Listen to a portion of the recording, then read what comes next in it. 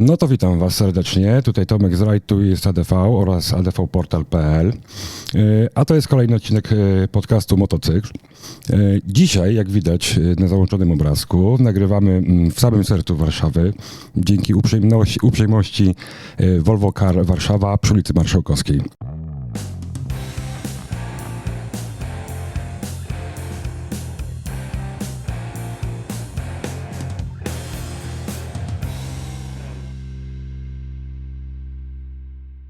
No to teraz tak, do tematu przejdźmy najpierw. Jako że moją pasją jest podróżowanie generalnie, obserwuję, inspiruję się ludźmi, z którymi mam przyjemność rozmawiać nie tylko na antenie tego podcastu, no to zapraszam tych ludzi do siebie. A dzisiaj przechodzimy do bardziej ekstremalnych podróży, a jak ekstremalnych, no to nie kto inny jak Marek White Wolf z Suslik. Witam cię serdecznie, Marku.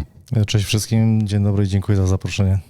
No właśnie, te poziomy ekstremalne, tak? Bo jeżeli mówimy o poziomach ekstremalnych, tutaj mamy na myśli temperatury tak naprawdę, albo ja mam na myśli temperatury, w których, Marek, podróżujesz. Ale zanim przejdziemy w ogóle do tematu, jak gdyby samego podróżowania, jakie ty preferujesz, to przede wszystkim motocyklista. Tak, to numer jeden to jest motocyklista i to nie jest tak, że tylko zima, tylko cały rok 365 dni. Okej. Wiem, bo obserwuję też ciebie, nie tylko, że tak powiem, oficjalny profil, ale też prywatnie. Wiem, że poruszasz się po różnych drogach, wyjeżdżasz na różne wyjazdy, zarówno off-road, jak i widzę te podróże takie trochę dalsze w okresie letnim. Jak sobie w ogóle to łączysz wszystko w jedną fajną taką całość, która, no potem przychodzi ta zima i wyruszasz swoją podróż. No ale przede wszystkim te wyjazdy na co dzień, jak się poruszasz? Głównie. Jakby głównym takim motocyklem, który używam na co dzień, no to tak naprawdę to jest BMW Adventure, czyli to jest ten taki letni motocykl na dalekie wyjazdy. Oprócz tego oczywiście mam jakieś tam enduro motocykle. Moim ulubionym ostatnim motocyklem jest KTM 950 Super Enduro R i to mi sprawia no mega frajdę, jeśli chodzi o samą jazdę. U mnie to wygląda trochę w ten sposób, że trochę dziwnie jest odwrócona jakby rola motocykla w stosunku do innych użytkowników. Ja planuję latem ten kluczowy wyjazd, a ludzie zimą planują te kluczowe wyjazdy na lato. Więc tak naprawdę całe planowanie jakichś podróży, tych wypraw, które organizuję, one się odbywa przez ten cały rok do zimy. Zimą jest jakby ten atak kluczowy na poszczególne tam te moje wyprawy, więc staram się jeździć do pracy, mam ten komfort, że latem jeżdżę do pracy, mam dość daleko, bo 120 km w jedną stronę, to jadę ze Śląska w Opolskie, więc tereny są bardzo ładne, więc korzystam z każdej możliwej okazji, żeby móc się poruszać motocyklem, mam ten komfort, że mogę dojeżdżać do pracy, gdzieś tam przebrać się w garnitur dojeżdżając, więc cały czas ten ruch motocyklem jest. No i przede wszystkim pogoda ci nie przeszkadza. Tak, no pogoda mi nie przeszkadza, to jest fakt. Tak, bo trochę przygotowując się w ogóle do naszej rozmowy, przejrzałem kilka twoich rozmów wcześniejszych i właśnie to, co jak gdyby wypływa z każdej rozmowy z tobą, to jest to, że dla ciebie nie ma znaczenia, czy pada deszcz, czy leży śnieg, po prostu jedziesz, bo jedziesz, tak? Jest to też taka forma treningu, bym powiedział, bo oczywiście to nie jest tak, że jak pada deszcz, to ja sobie wstaję rano i mówię, dobra, jadę, bo pada deszcz. Takie dni bywają, nie ukrywam, że jest tak, że wyjeżdżam specjalnie na jakieś takie techniczne jazdy, ale generalnie staram się nie unikać tej pogody, dlatego że w te wyprawy zimowe tam są przeróżne pogody. Oczywiście tam najmniej pada deszczu, ale przy dużych odległościach ta pogoda jest tak zmienna, że gdzieś się spotyka śnieg, za chwilę może być deszczem, więc to ujeżdżanie tego tylnego koła w enduro, gdzieś tam po tych lasach jak się jeździ, to też ma znaczenie potem w tą zimę, nie? Jasne, wiesz co, no właśnie to jest chyba to też, na co ja zwróciłem uwagę, no znowu wrócę do tego przygotowań do mojej rozmowy z tobą, że powtarzasz o tym, czy to powtarzasz, jak ludzie bardzo się mylą, albo jak bardzo nie wiedzą, co to znaczy wyjechać na śnieg. Przyznaję osobiście, ja nie mam pojęcia, jakoś nie miałem jeszcze przyjemności, ani chyba nawet trochę ochoty na to. ale trochę mnie zainspirowałeś oglądając. Mówię, jak przygotowywałem się, to myślę, że obejrzałem naprawdę większość materiałów, które są z tobą w internecie. Znaczy razem też z twoją całą relacją. No dobrze, no ale jak to się zaczęło? Dlaczego pojawił się White Wolf? Dlaczego Marek Suszlik w ogóle stwierdził, że wsiada na motocykl, kiedy leży śnieg, gdzie każdy przeciętny motocyklista, że tak powiem, ma sezony? Bo to też wyciągnąłem. Wiem, że nienawidzisz słowa sezon motocyklowy, ale ten standardowy kowalski motocyklista ma sezony i tyle. A ty nie. Ty na przekór wyjechałeś sobie w zimę. Dzisiaj nie będzie też jakby inaczej niż zawsze, więc powiem, sezon to może być na truskawki. Okay. Musiało to być po prostu. Jasne. Ale mówiąc poważnie, to w zasadzie jest nim przejdę do tej zimy, do tych typowych zimowych wyjazdów, to motocyklami, którymi się poruszam na co dzień z przyjaciółmi, z kolegami, to są motocykle w zasadzie całoroczne, bo to jest tylko kwestia nawet nie tyle jak się ubierzesz, ale na ile masz techniki jazdy, w ten sposób bym powiedział. Bo wyjeżdżając gdzieś do lasu, gdzieś na jakieś pole, ta jazda w terenie, którą doskonale znamy nawet z lata, ona powoduje pewną zabawę, pewien fan. Dopiero później przychodzi ta odporność taka na zimę, nie? Czyli zaczynasz zauważać, że jak się jeździ w zimie po 2-3 godziny, część chłopaków wraca, jest zmarznięta, część w ogóle nie wyjeżdża, bo właśnie jest zima i oni w ogóle nie dotykają motocykla. Wiesz, zaczynasz zauważać, że tobie w zasadzie to tam nic nie jest. Jeździsz sobie tak, wiesz, całymi dniami wracam do domu po prostu i tyle. Początkiem tego wszystkiego, bym tak powiedział, to był w ogóle zimowy zlot motocyklowy Elefantentreffen, nie? Pierwszy taki wyjazd, na który musisz się spakować, jeszcze na razie nie mówimy o tej zimie, musisz się spakować w zimie, tak jak na lato, zabrać namiot, kuchenkę, parę innych rzeczy i teraz zaczyna się robić to kluczowe i nagle się okazuje, że pakowanie twojej torby, ona nie do końca jest jak na lato, bo jak zabierasz spodnie grube zimowe, to tą torbę, którą ze sobą zabierasz, nagle okazuje się, że 2/3 tej torby zajmują same spodnie. Latem krótkie spodenki, klapki i możesz jechać, nie? Więc to zaczęło mnie tak mocno fascynować pod kątem takim, jeszcze wcześniej nie myślałem o tym takim podróżowaniu, nie? Ale te pierwsze takie kroki, dobra, spakowany, jadę, oczywiście kufry i tak dalej w BMW, to nie do końca, więc wszystko na tych miękkich torbach, bo to jest o tyle kluczowe, że jak się tam wyłożysz, to nie urwiesz tego kufra i potem nawet nie tyle, że on się urwie i go nie ma, tylko co z nim później zrobić, nie? Jak go zabrać, więc z automatu jakby przewidywałem te takie rzeczy, co by było gdyby, nie? No i tak się zaczęły te wyjazdy zimowe na ten zlot. Zimy oczywiście były różne. Bywało tak, że było plus 10 stopni, a bywało tak, że było tam 20 parę na minusie. Z tego co ja pamiętam, nie chciałbym tu przekłamywać, ale chyba minus 26 to miałem najniżej wtedy na tym zlocie i to mi dało dobrze popalić. Jak wróciłem do domu, to miałem jakąś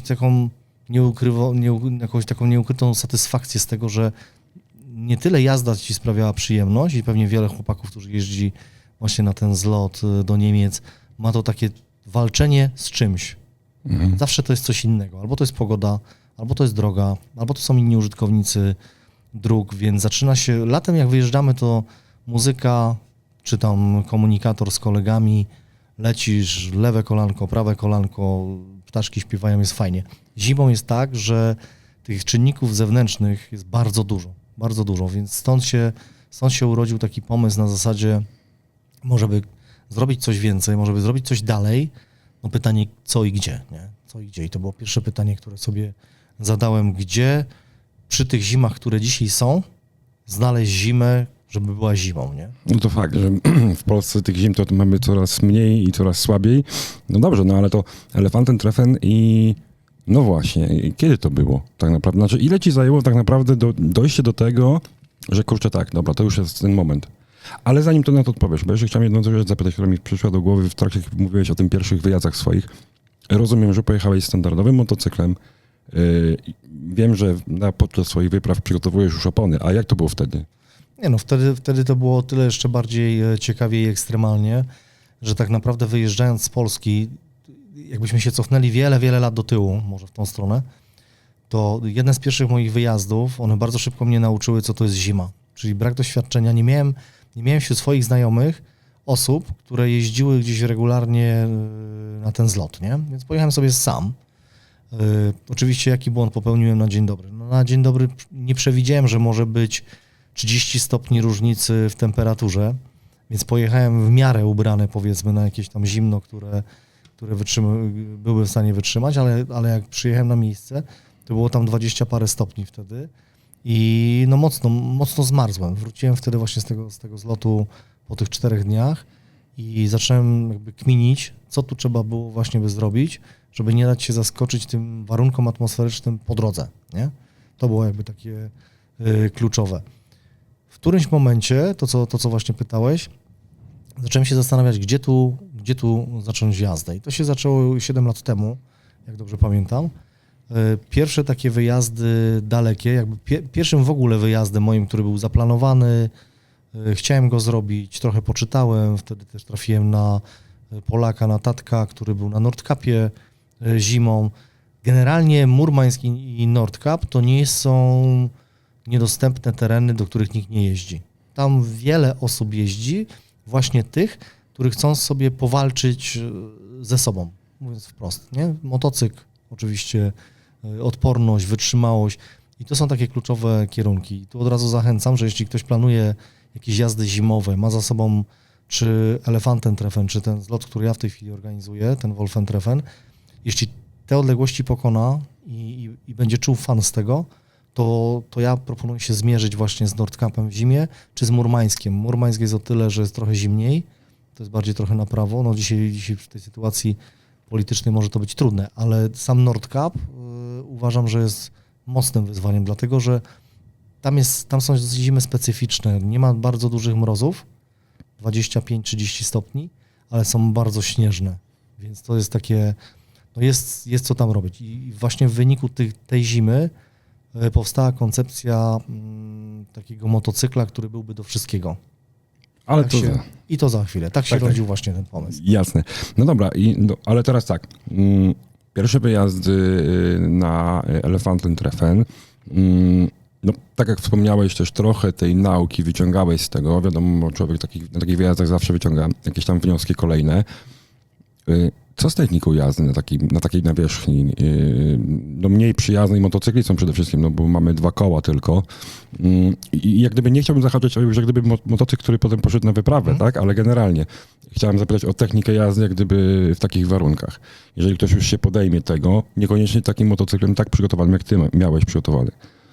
Podstawowym elementem, który jest trudno wyeliminować jeżdżąc latem, bo latem jednak jeździmy znacznie częściej, to jest używanie przedniego hamulca. No to jest coś, co od razu na dzień dobry obciąć klamkę, w ogóle nie dotykać tego hamulca, bo to jest coś, co wiele osób, jak rozmawiam z nimi, wiele osób mówi tak: Marek, pierwsze 10 metrów, lekki strach, bo ślisko i co robię? Hamuję przednim hamulcem. Przedni hamulec od razu wywrotka, więc to jest takie, jak już ktoś chce się na to zdecydować, to nie używać przedniego hamulca.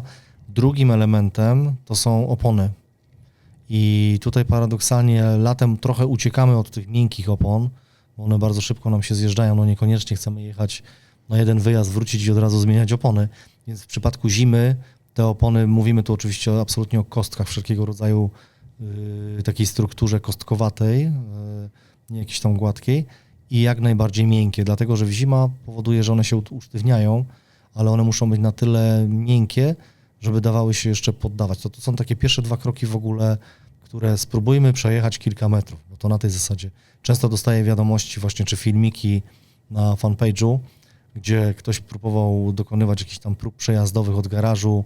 No taka statystyka, gdybym miał to poprowadzić, to te pierwsze przejazdy to nie przekraczają kilometra, nie? To jest nogi na bok, nogi na jeźdźca, więc te podpórki takie na boki, ludzie gdzieś to tam trenują, ale to nie jest nic złego. To cały czas pokazuje, w jaki sposób ten motocykl opanować. I trzecim elementem, takim kluczowym przy próbie takiej jazdy, gdybym miał robić takie szkolenie online, to jest powolne dodawanie gazu i powolne ściąganie tego gazu. I to jest taki trzeci element, który również powoduje, że albo mamy tych wywrotek mniej, albo mamy tych wywrotek więcej, bo płynność tego gazu musimy się nauczyć, to bez względu na to, czy ten motocykl ma narty, czy nie ma nart, czy ma kolce, czy nie ma kolców. Ta płynność gazu musi być opanowana w taki bardzo luźny sposób.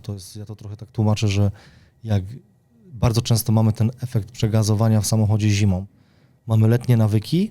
Oczywiście za 2-3 dni, jak popada śnieg, to my się już przestawiamy na ten cykl zimowy, ale dokładnie tak samo to działa w motocyklu, czyli to odkręcanie manetki, dojeżdżanie do świateł i gwałtowne przyhamowywanie. No przynajmniej ja mam taką technikę, że jednak wolę tą dynamiczną jazdę, czyli dojazd do świateł to niekoniecznie z piskiem opon, ale dynamicznie, nie?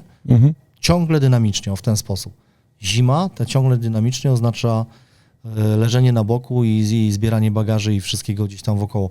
Więc te takie 3 elementy. Opony, hamulec przód i bardzo delikatnie z gazem. Potem to już jest tylko wypadkowa tego, jak silne mamy uda, jak jesteśmy w stanie ten motocykl utrzymać i zaczynamy tą koordynację trenować, bo tak naprawdę to jest to, co powiedziałem kilka minut wcześniej.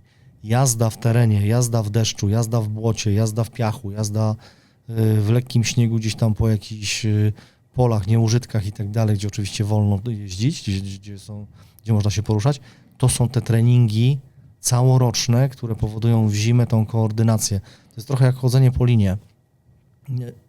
Normalnie nam się wydaje, że przejście po linie jest czymś niemożliwym, ale ci, którzy jednak po tych linach chodzą, oni cały czas trenują balans. Cały czas, nie? Dla mnie na przykład takim środowiskiem, każdy gdzieś tam patrzy gdzieś tam w jakąś stronę tego swojego środowiska motocyklowego. Ja na przykład bardzo dużo czerpię z obrazów z tundu motocyklowego, bo to są goście, którzy dla mnie robią niebywałe rzeczy, bo jeśli się jedzie, nie wiem, 3 czy 4 na godzinę, trudno jest mi powiedzieć, jaka tam jest prędkość, bo to tylko tak z obrazka, i on jest w stanie utrzymać się na tym motocyklu na stojąco jedną ręką, gdzieś tam ręka na lewo i prawo. Tam jest takie, że tak powiem, kontrola nad tym motocyklem, nad jego wagą. Dokładnie. Pierwsza to jest kontrola nad motocyklem, druga to jest koordynacja ciała. Dokładnie. Bo to, że on potrafi gdzieś tam balansować tym motocyklem, on musi być mocno skoordynowany, więc jak to przełożymy sobie na takie jeżdżenie ABC, bym powiedział, to tej koordynacji musimy się nauczyć. I to uważam jest kluczowe w off-roadzie. Ja wiem, że zabrzmi to może w naturalny sposób, ale im więcej będziemy jeździć w off-roadzie takim, w szutrach, w luźnym gruncie, tym bardziej się będziemy przyzwyczajać do takiego różnego rodzaju zarzutek, z których będziemy w stanie wyjść. Bardzo ciekawe są rozmowy, jak rozmawiam z ludźmi, którzy jeżdżą na sportowych motocyklach tylko i wyłącznie na przykład, nie? Bo to jest też jakaś tam forma sportu już też bardziej. I oni na przykład często mówią, jak wy to robicie, czyli zwracają się do nas, jak wy to robicie, że ten motocykl na filmie na lewo i prawo leci i jesteście w stanie go w jakiś sposób tam utrzymać. W przypadku motocykli sportowych zupełnie inna konstrukcja, zupełnie inne kąty i tak dalej. Tam bardzo często jest tak, że jeśli on już wpadnie w jakieś zawirowania, to albo dostaje shimmy, jest wyrzucenie kierownicy, albo się kładzie gdzieś tam na boku, więc to pokazuje, jak sobie zwrócimy uwagę, to nawet najlepsi na tym świecie, te jedynki sportów motorowych, one trenują bardzo szeroko te sporty, nie? Powiem ci, że właśnie mój przyjaciel wrócił świeżo, bo w niedzielę go odbierałem z Krakowa, wrócił i on jeździ na sporcie, tylko i wyłącznie, i wrócił z Hiszpanii, był na flat tracku, mówi, na szutrze jeździli i trenowali uślizgi, znaczy kontrolę uślizgi. W ogóle zaskoczył mnie, bo nie wiedziałem, bo wiedziałem, że jedzie na tor, ale nie wiedziałem, że jedzie na tego typu tor. Tak więc tak to rzeczywiście jest. I tak, generalnie kontrola i poznawanie swojego, jak gdyby, nawet tych granic troszkę, w tych nie tylko szutrach, ale w tym terenie, to jest to, co uczy, jak gdyby poznawania tego, jak się panuje nad tym motocyklem. To ja na pewno też to potwierdzę, bo tak jak mówisz, no, ja też jeżdżę tam w tych terenach. Dokładnie, jeździmy, więc to wiemy, jaka to jest wartość dodana w tym właśnie momencie, gdzie normalnie człowiek odpuszcza, a to od razu widać, że ktoś jeździ w terenie albo nie. Nie chodzi tutaj, czy ktoś jest mistrzem świata, absolutnie nie, ale te zachowania są wypracowane w jakiś sposób. I jest ta świadomość. No to też jest tak, jak na przykład niektórzy mnie pytają, jak ja jeżdżę, jak na kostkach jestem w stanie jeździć po asfalcie takim trochę trybem sportowym, nie? Czyli mocne położenia. I ja czuję, że mi te koło ucieka z tyłu, ale on mnie tak nie przeraża, jak może kilka lat temu, zanim jeszcze wjechałem w teren. No dobra, słuchaj, motocykl, technika, no ale właśnie teraz tak, sprzęt.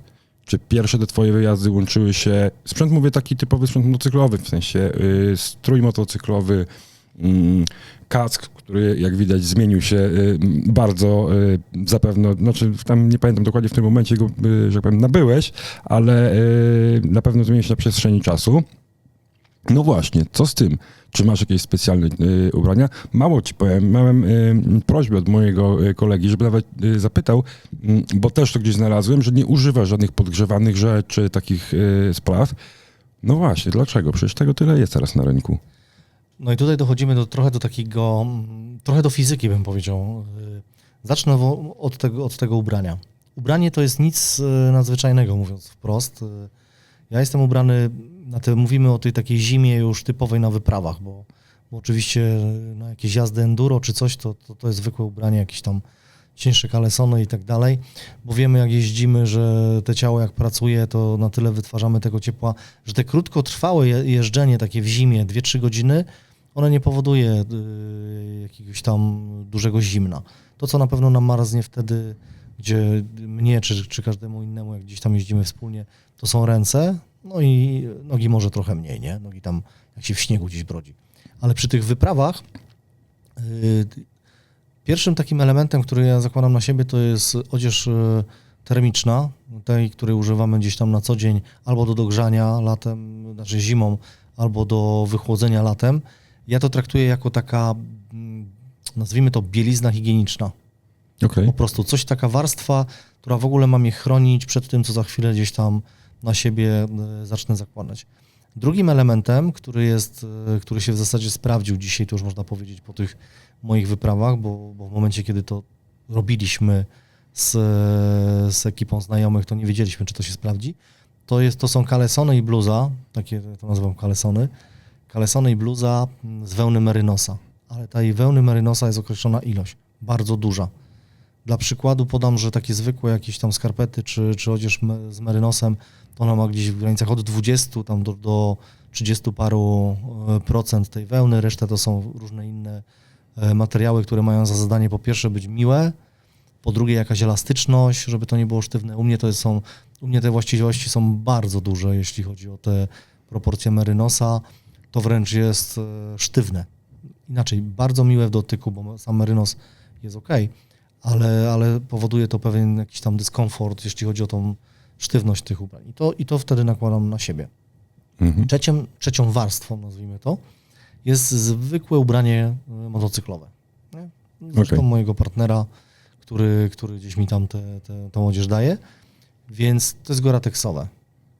I czwartym elementem do tego jest ubranie robocze, takie zwykłe, drogowe, które ma za zadanie chronić mnie tak naprawdę nie przed zimnem, nie przed tam jakimś tego typu rzeczami, tylko i wyłącznie przed brudem. Aha. Chemia na drodze, sól, kamienie, jakieś wilgotne, brudne powietrze, takie, no jak jeździmy samochodem, to wiemy, co się odbywa w zimie, że to jest po prostu, czasami wycieraczki, możemy mieć dobre pióra i nie są w stanie zmyć tej jakiejś tam mazi, nie wiem, co to tam jest. W przypadku tych moich dalekich wypraw to ta droga się tak zmienia, że czasami jadę, gdzie nie ma w ogóle śniegu, ale dlatego go nie ma, bo jest jakaś chemia zrobiona i to jest to ubranie. Co ciekawe, do tego ubrania roboczego to wam powiem taką ciekawostkę. Jedna z gazet zagranicznych, gdzie miałem okazję czytać później ten opis o sobie, użyła zdania, że to jest specjalny uszyty kombinezon zimowy. To mi daje przetrwanie. Oczywiście się temu śmiałem wtedy, bo ten specjalny kombinezon uszyty kosztuje tam 500 zł w każdym sklepie z ubraniami roboczymi, więc to nie jest żadna tajemnica. Ja oczywiście sobie wybrałem jeden model, który jest bardziej, bym powiedział, taki syntetyczno-plastikowy wręcz, po to, żeby właśnie on nie przepuszczał raz powietrza, czyli jest jakaś ta termika, dwa tej wody. I mocno podfilcowany, no bo jak już to mam założyć na siebie, to niech to jakąś funkcję grzewczą też ma, więc to nie jest żadna, te ubranie, które widzicie gdzieś tam po internecie, czy na zdjęciach albo jest żółty taki fosfor, albo te pomarańczowe, to jest najzwyczajniejsze ubranie robocze. I to proponuję zakładać, bo to ma jeszcze jeden walor, taki najważniejszy, widoczność. Nie? No to tak. Bo zima jest miesiącami, ja to nazywam brudnymi, bo mi się ta droga kojarzy z brudną taką drogą, ale zima jest brudnym miesiącem na drodze, mówię tu o drodze oczywiście, bo ja zimę bardzo, bardzo lubię i widoczność spada w zasadzie bardzo, bardzo mocno, więc to jest taki, to ma też taką formę odblasku. Nie? No tak, no jak widziałem gdzieś tam, chyba to były nagrania, jak jechałeś do tego Jakucka, tak, to tam widziałem, że w ogóle te zawieruchy, mijałeś się z tirami i rzeczywiście nawet na tych nagraniach było cię dosyć wyraźnie widać, nawet z dużej odległości. Tu jest jeszcze taki jeszcze jeden taki moment z tym ubraniem, że ja sobie zrobiłem sam takie testy, w zasadzie przypadkowe testy bym powiedział. Bardzo często jak jeżdżę i już ludzie wiedzą, bo wiemy, że można mnie tam śledzić online dzięki Lionlogowi, nie? Temu linkowi. I ludzie nie do końca wiedzą, ci co śledzą to wiedzą, a ci co mnie mijają na drodze nie do końca wiedzą, kto to jest, nie? Potem zaczynają szukać, bo to dostałem jakby od ludzi obserwujących mnie tak naprawdę. Potem dostałem informację, słuchaj, ja cię znalazłem przez tam internet, pisałem w internecie coś tam, że ktoś na motocyklu zainteresował się, porobili mi zdjęcia. I bardzo często podczas tych swoich wypraw dostaję te zdjęcia przez fanpage'a normalnie na skrzynkę. I co zauważyłem przez te lata, że tam, gdzie jest bardzo duży śnieg, biało, czyli nie wiem, Norwegia, jakieś takie tereny bez kresy, gdzie jest taka typowa śnieżna zima, to nie widać tego koloru, tego fluo zielonego, czy tam żółto-zielonego, nie? Tego nie widać po prostu na tych zdjęciach. Byłem kropką taką, że trzeba było się mocno przypatrzeć, co tam jest. I zmieniłem na Syberię na ten kolor pomarańczowy. I też dostawałem te zdjęcia, też tych zdjęć jest dużo w sieci gdzieś tam przez przypadek robiony przez ludzi. I co się okazuje, te moje założenie się sprawdziło. Ten czerwony czy pomarańczowy, on jest zupełnie inaczej widoczny niż ten żółty. I śmiem twierdzić, że latem stosujmy fluo, bo słońce odbija, a zimą stosujmy te pomarańcze i czerwienie, bo one mają bardzo duży kontrast na śniegu. Więc to jest taka ciekawostka, rada dla osób, bo coraz częściej widzę, że ludzie zakładają te ubrania właśnie nie po to, żeby tam się dogrzać, tylko żeby się zabezpieczyć. A jak się zabezpieczajmy, to bądźmy jeszcze widoczni, bo to bezpieczeństwo w zimie jest ekstremalnie ważne, bo nikt nie zakłada, że motocykl jedzie gdzieś tam, nie? Jasne. Nie, no to słuszna uwaga jest, tak? No, znaczy w ogóle spostrzeżenia. No ja bym nie wpadł na to tak naprawdę. No ale dostajesz te materiały, tak więc masz z czego wyciągać te wnioski, jak gdyby i oglądasz się. Dobra, ale teraz tak. Mamy te ciuchy, znaczy ubrania. No właśnie. I przez te lata jak gdyby nieuniknionym elementem każdego motocyklisty jest kask. Kask, który od pierwszych wyjazdów do dzisiaj ewoluował masakrycznie. Znaczy generalnie tutaj widzę przed sobą ten twój obecny kask, który wygląda mega kosmicznie. Ja trochę przy którejś chyba na CLF-ie, którejś opowiadałeś mi, jak to się, czy byłem przy tej rozmowie, jak opowiadałeś skąd się wziął.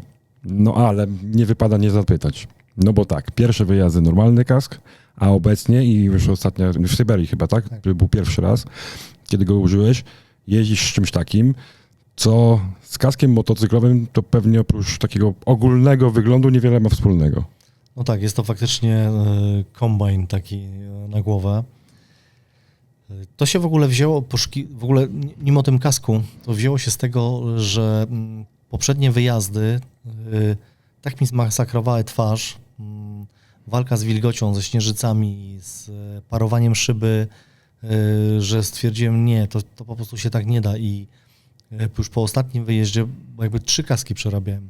Pierwszy to był całkowicie zamknięty, gdzie on trochę miał działać tak jak w enduro, bo o co chodzi w zimie? W zimie my się stosunkowo tą jazdą męczymy, mówiąc szczerze, więc mamy przyspieszony oddech. To są różne sytuacje, jakaś niebezpieczna sytuacja, która się zdarza, powoduje jakieś tam zaczerpnięcie głębsze tego powietrza, więc sobie pomyślałem, kurczę, no kask enduro, po to ma ten spód tak daleko od szczęki, Nie po to, że on ma chronić tą szczękę, bo jej nie chroni wcale, ale po to, żeby móc te hausty powietrza pełną piersią, że tak powiem, wdychać.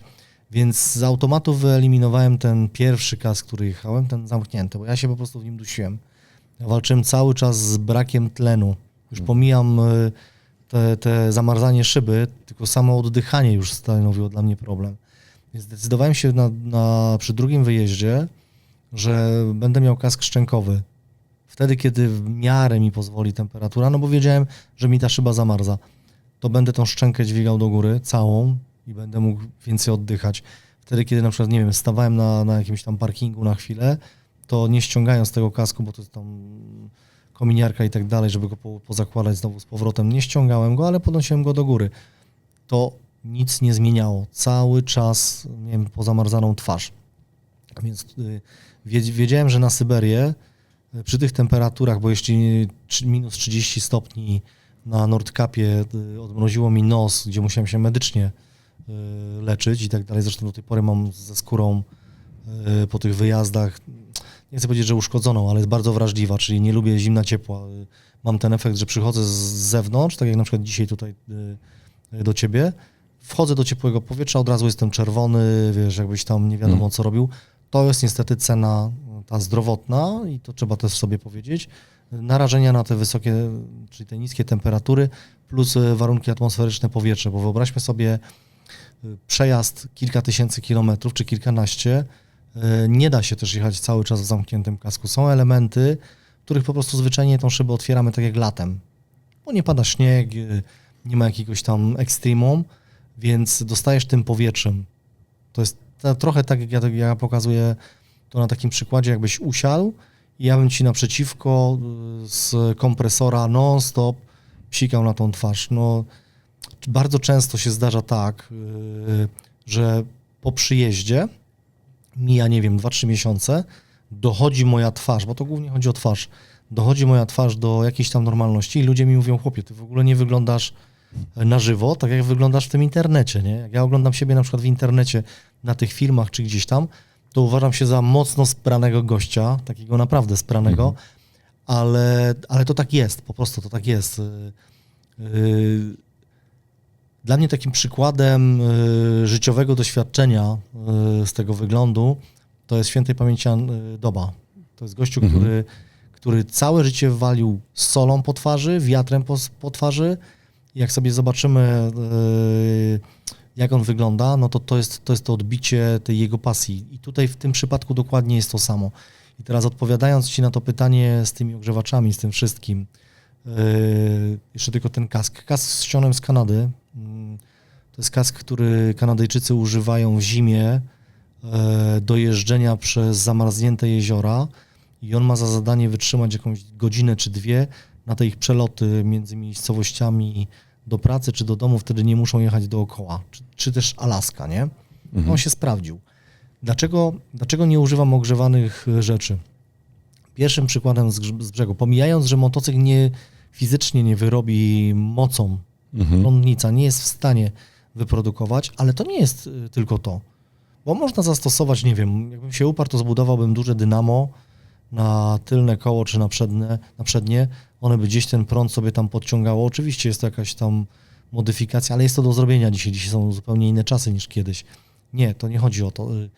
Różnica temperatur, bo na przykład bardzo często mnie ludzie pytają, którzy chodzą po górach gdzieś tam, dlaczego nie używasz chemicznych ogrzewaczy do butów, do rąk. Wyobraźcie sobie temperaturę minus 40 stopni czy minus 50 i przełamujesz ten ogrzewacz i wkładasz go do zmarzniętych rąk. Różnica temperatury jest tak gigantyczna, że ten ogrzewacz parzy. Nie da się. Więc albo byś musiał wystartować i jechać z tym ogrzewaczem od samego początku, żeby nie dopuścić do tej różnicy temperatury, a tego się nie da, no bo te rękawice ściągasz, potem jest jakiś obiad, one się wystudzają i wtedy nie jesteś w stanie tego wsadzić, więc ta chemia, te ogrzewacze chemiczne, one odpadają. Wszelkiego rodzaju powerbanki, czyli nie wiem, elektryczne rękawice na powerbank, to te powerbanki nie wytrzymują tych temperatur. My mówimy zupełnie o innych zakresach. To jest coś, co jeśli ktoś był, nie wiem, latem pod namiotem i wystarczy, że temperatura w nocy spadnie tam zamiast z 15 w nocy na 6, to już widzimy, jak nam telefon zżera bateria z samego tej temperatury. Więc to są rzeczy w zasadzie nie do przejścia, nie? To jest na krótkich dystansach tak, gdybym powiedział, nie wiem, właśnie Elefantentreffen czy Wolfentreffen jasne stosować. Przy długich wyprawach to absolutnie nie zdaje egzaminu. Okej. To teraz tak. Pogadaliśmy o sprzęcie, pogadaliśmy trochę o tym, jak tam się to zaczynało, no i w końcu dojdźmy do tego, gdzie ty, Marek, w ogóle byłeś. Bo to się zaczęło pierwszą wyprawą na właśnie Nordkap, o którym już wspomniałeś. Dlaczego, mam takie pytanie, dlaczego akurat tam, ale mi już odpowiedziałeś w międzyczasie, tak więc nawet nie będę powtarzał tego pytania. No ale coś tam też się wydarzyło takiego, założyłeś sobie, że jedziesz na ten Nordkap, a jakieś tam niże były, generalnie ta pogoda tam ci trochę dała popalić, co? Generalnie jest tak, i to już mogę potwierdzić po tych 40 000 przejechanych kilometrów, że gdzie się zjawiam, tam jest niepogoda. Więc To nie, tam idzie zima za to, tam bo idzie taka... zima, dokładnie, więc no nawet ostatnio miałem przykład taki, gdzie wyruszałem na tą ostatnią wyprawę i zjawiłem się w Bieszczadach u Marcina w Motomyczkach. Przyjechałem, to było 10 stopni, rano wstałem, to wszystko było zasypane śniegiem i Marcin mówi, nie, to jest niemożliwe po prostu, więc taka przyszyta metka, śmiejemy się oczywiście z tego w środowisku, że tam, gdzie jest Marek, to za chwilę będzie zimno, śnieżyca i tak dalej. Faktycznie jest tak, że to się ciągnie za mną od samego początku. Na każdym wyjeździe, na którym jestem, jest zawsze coś największego, najzimniejszego w danym momencie gdzieś tam w zimie. Nie inaczej było na Nordkapie. Na Nordkapie wpadłem w taki niż, w taką niżową pogodę, że jadąc na niego cały czas miałem coraz trudniejsze te warunki. Wjechałem na Nordkap do góry, już na samą górę, bo tam przygody oczywiście były na dole, to sobie tam możecie posprawdzać, poczytać i tak dalej. Niebo się rozstąpiło, piękna pogoda, autentycznie, też są tam filmy, te live'y, które robiłem, pokazane, więc to było dla mnie coś niewiarygodnego, bo 20 minut wcześniej nie widziałem motocykla z odległości 2 metrów, wjeżdżam na Nordkap, bo oczywiście znałem te legendy, bo nie byłem nigdy wcześniej na Nordkapie, że można przejechać tam te 6000 kilometrów i nie zobaczyć tego globusa słynnego, że jest taka mgła, tak? Ja wjeżdżam na górę, niebo rozstąpione, widać te morze tam daleko i tak dalej, śniegu pięknie biało, tyle co nasypało. No i w zasadzie od zjazdu na dół, cały powrót do domu w pięknej pogodzie, jakby to zabrzmi dziwnie, ale to, że sobie wymyśliłem tego typu podróżowanie, to mam wrażenie, że pogoda mówi, dobra, chciałeś, to masz, dojedziesz gdzieś, osiągniesz coś, to na powrocie ja ci potem zrobię tak, że będziesz miał już spokój. I to wam powiem, to jest niebywałe, ale tak jest. 3 takie grube wyjazdy, które miałem, we wszystkich 3 było te coś. Okej. No, powiem ci, że to też jest, kurczę, wyzwanie z taką... Znaczy, ja mam takie poczucie w takim razie, że ta pogoda właśnie daje ci takie, wiesz, dodatkowe wyzwanie, tak? No właśnie, że chcesz jechać, to popatrz, jak to jest w tej zimie jechać, nie? No dobra, ale ten pierwszy wyjazd to też były przygotowania motocykla przede wszystkim. Już tam się pojawiły narty przy motocyklu. Zapewne to nie jest trudne, żeby znaleźć informacje, jak to się w ogóle u ciebie znalazło i skąd zaczerpnąłeś tą wiedzę. Ale właśnie, samo wykonanie, bo ja dosyć mocno się przyglądałem, zarówno w Warszawie, jak się widzieliśmy na Warsaw to się nazywa Warsaw Motorcycle Show. No i potem we Wrocławiu jeszcze miałem przyjemność trochę pooglądać ten twój motocykl. Kurczę, to jest niesamowita w ogóle konstrukcja. Rozumiem, że to ona jest powtórzona w tym nowym motocyklu, tak? Tak, z tym, że konstrukcja jest zupełnie inna niż jakby pomysł zaczerpnięty z tego motocykla, bo mówimy tutaj o tym wojskowym motocyklu ze Szwecji. Ja może powiem jedno zdanie, dlaczego te narty w ogóle się pojawiły. Okej. Bo to jest, myślę, dość istotne. Dlatego, że wybierając się na Nordkap, czyli jak wiedziałem, jak jest na Nordkapie, mnie przerażała ilość śniegu tam. Ja jeździłem wiele lat już w zimach, ale tego śniegu, jak oglądałem tam te zdjęcia i tak dalej, strasznie dużo było tego śniegu. Jak wcześniej jechał na przykład Tadek na Nordkap, czy inni ludzie i były jakieś niepogody, to oni zwyczajnie czekali, jak to się mówi, w bazie, przestało padać, dokładali sobie jeden dzień, no bo to jest trochę inny rodzaj wyjazdu. Ja założyłem, i takie są moje założenia do dzisiaj, że no limits. Jedziemy, mam to zrobić, wracać. Nie ma zwiedzania, nie ma oglądania, nie ma czekania, nie ma stania. I to też jakby można było obserwować przez te śledzenie mnie tam na żywo, że ludzie się zastanawiali, no chłopie, pada śnieg, leje i tak dalej, a ty cały czas jedziesz.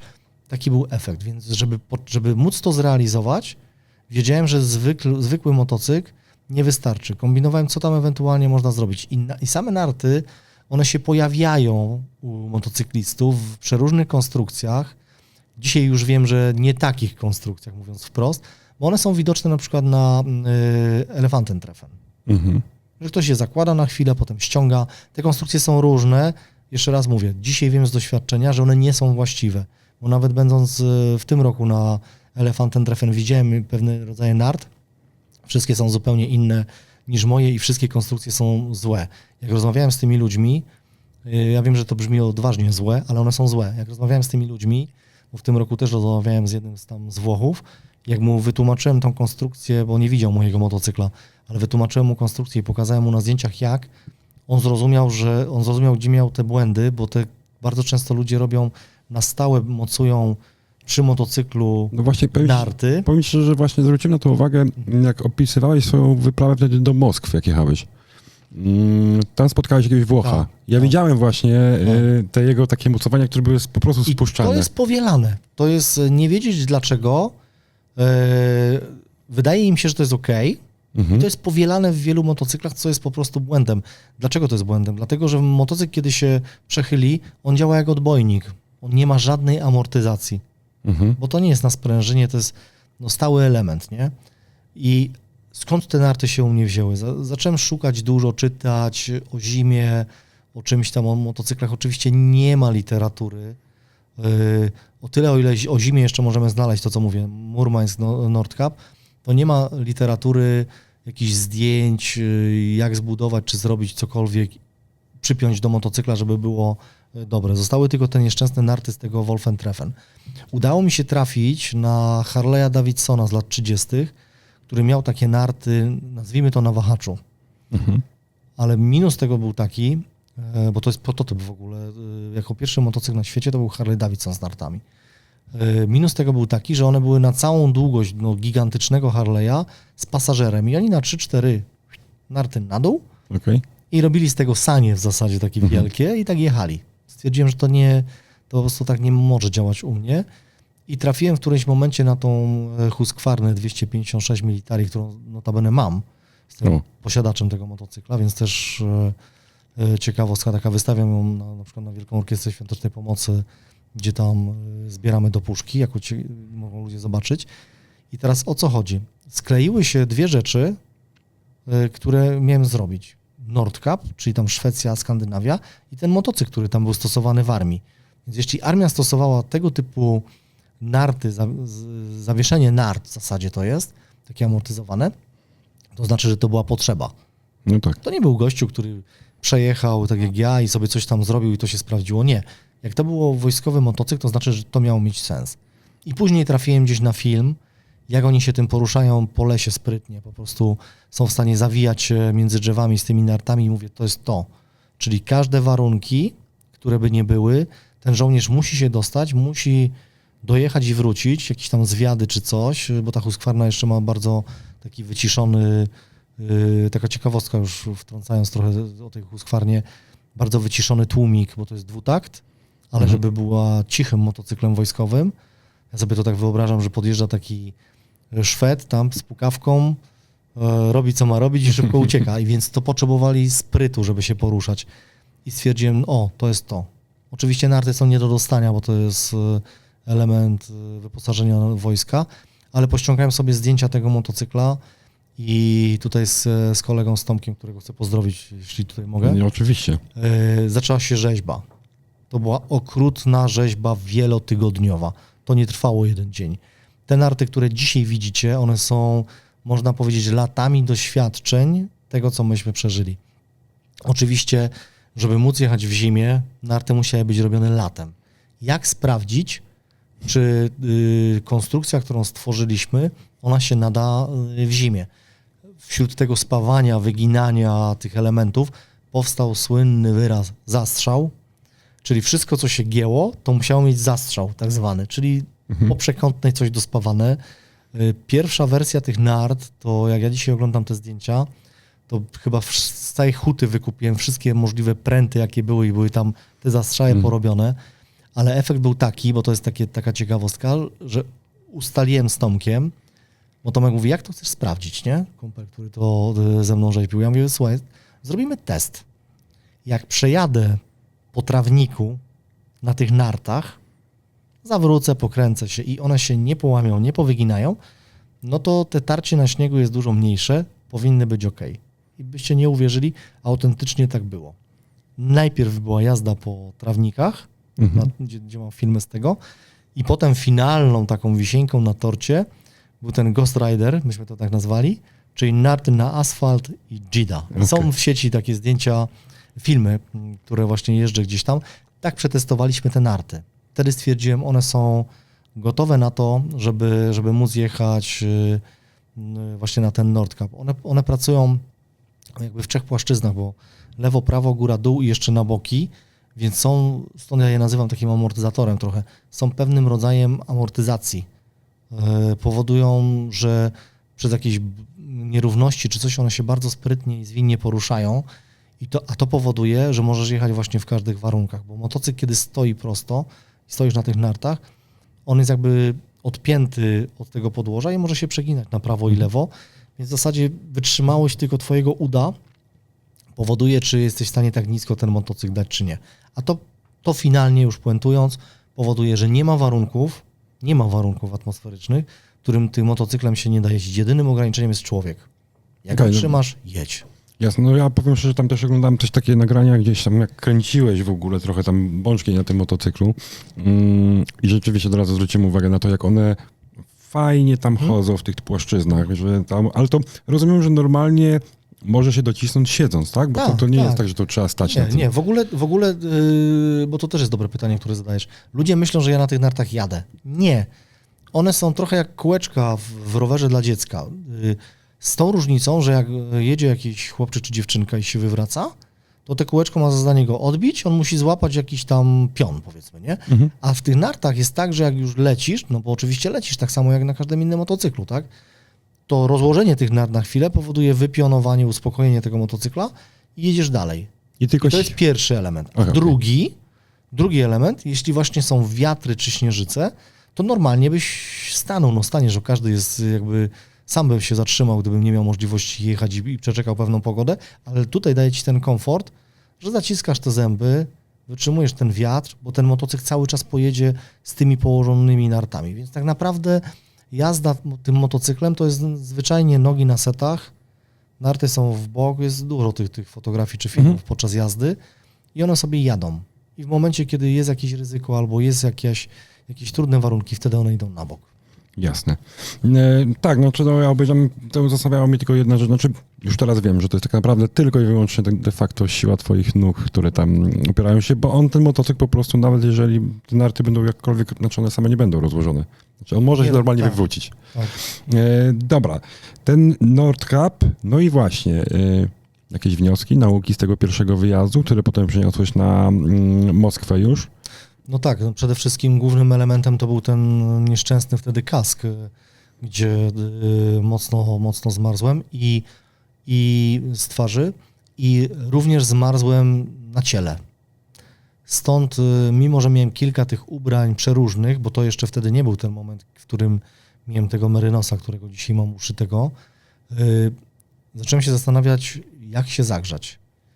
I trafiłem na Merynosa, na jego właściwości, bardzo szeroko, zresztą publikowane w przestrzeni tam medialnej, że to jest wełna, która autentycznie się sprawdza, ale jak zobaczymy jakości tego, nie w sensie jakości jako jakości, tylko ile on zawiera tego Merynosa, stwierdziłem, że to może być po prostu za mało.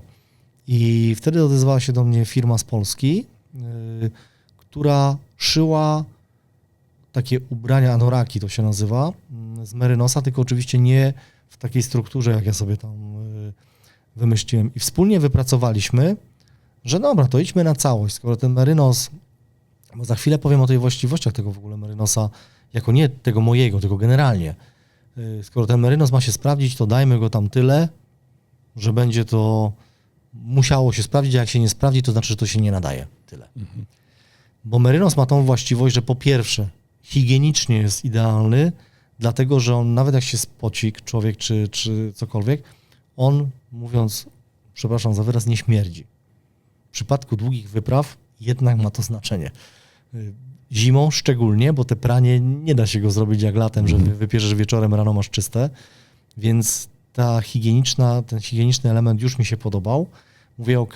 Drugi element, który jest, on bardzo sprawnie odprowadza parę, czyli to, co oddychamy. I stworzył się, oczywiście wtedy tego nie wiedziałem, ale stworzył się taki mechanizm,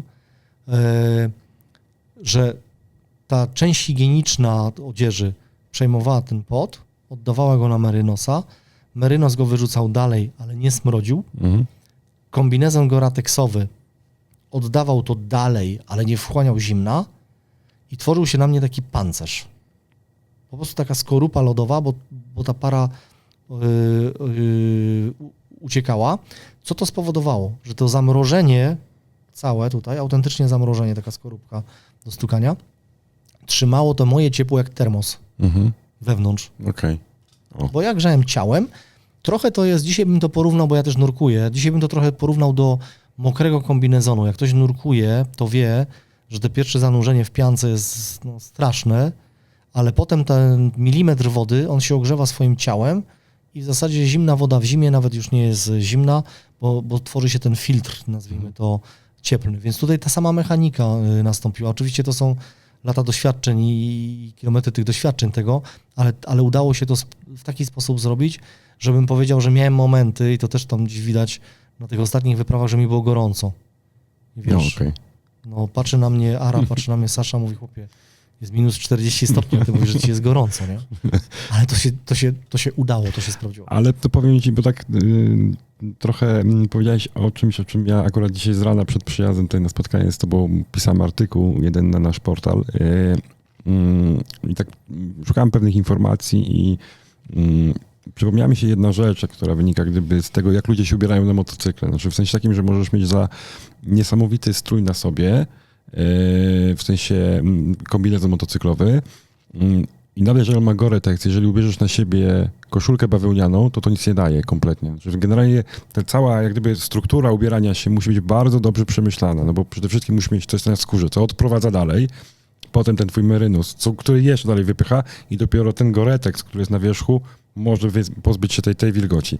No, ludzie o tym nie myślą kompletnie i kupują, wiesz, kombinezony za 1000 złotych Gore-Texowe, a pod spodem zakładają bawełnianą koszulkę, która generalnie nie ma prawa współpracować z tym Gore-Texem. Przyjeżdża i mówi, że jest mu zimno, tak. Albo coś tam. Nie? Ale jeszcze a propos tego odczuwania zimna, miałem przyjemność pewnie nie takich temperatur, o jakich ty mówisz. Teraz wracając z Tunezji jechałem przy -2 i powiem ci szczerze, tak jak opowiadałeś o tym, że ludzie muszą się przyzwyczajać, stwierdziłem, że chyba jednak naprawdę spróbuję, bo nie było mi tak zimno. Tak jakoś... No ja mam nadzieję, że w ogóle po tym spotkaniu, przede wszystkim po przyjeździe do mnie na ten zimowy zlot, Okej, no tak. to jest jeszcze pierwszy taki challenge, wsiądziesz i będziesz jeździł. No zobaczymy, muszę tylko, wiesz, Afrykę trochę przygotować. Dobra, słuchaj. No i po tym Nordkapie jest Moskwa. Moskwa, która w ogóle wydaje mi się przez całą drogę była pełna przygód i niespodziewanych sytuacji, łącznie ze zgubieniem łańcucha gdzieś po drodze. No właśnie. I ta zima znowu przyszła. Największa w Rosji od 70 lat. Tak jest. Tutaj pokornie powiem, że niestety Moskwa mi pokazała, że nie można lekceważyć sobie żadnej odległości. I to mówię wprost. Wydawało mi się te 2000 kilometrów do zrobienia, no w mojej perspektywie oczywiście dla kogoś to może być bardzo dużo, jeśli chodzi o zimę. Wydawało mi się, że te 2000, które mam do zrobienia do Moskwy, to jest bułka z masłem. I ta bułka z masłem była zapłaceniem szeregiem zdarzeń technicznych, które zostały, mówiąc wprost, zlekceważone. I tu chcę podkreślić, nie ma czegoś takiego, jak jeszcze chyba da radę. Jak jeździmy koło domu, niech to se jeszcze da radę, bo mamy kolegów, przyjaciół, ktoś nam zawsze gdzieś tam pomoże, zwiezie, przywiezie, zamieni, podmieni. Nie.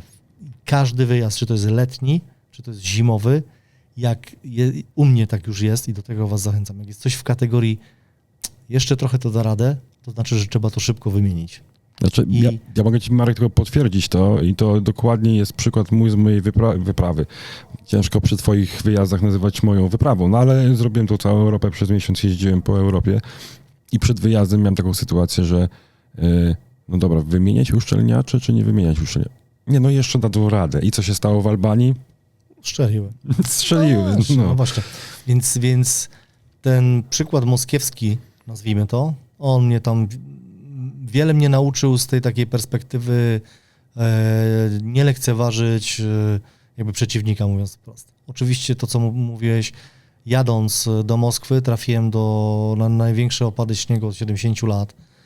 Tam jest taka bardzo ciekawa sytuacja, bo jakimś cudem trafiłem na splot informacji telewizyjnych, gdzie właśnie mówią o tym, rosyjska jakby tam telewizja, która potem to sprzedawała na szeroko innym telewizjom, mówi o tym, że zima jest od 70 lat, zaprasza się ludzi do korzystania z komunikacji miejskiej i w tym samym czasie jest pokazany kadr, jak ja jadę motocyklem w tych wielkich śniegach przez centrum Moskwy, więc to była taka fajna pamiątka ta moskiewska.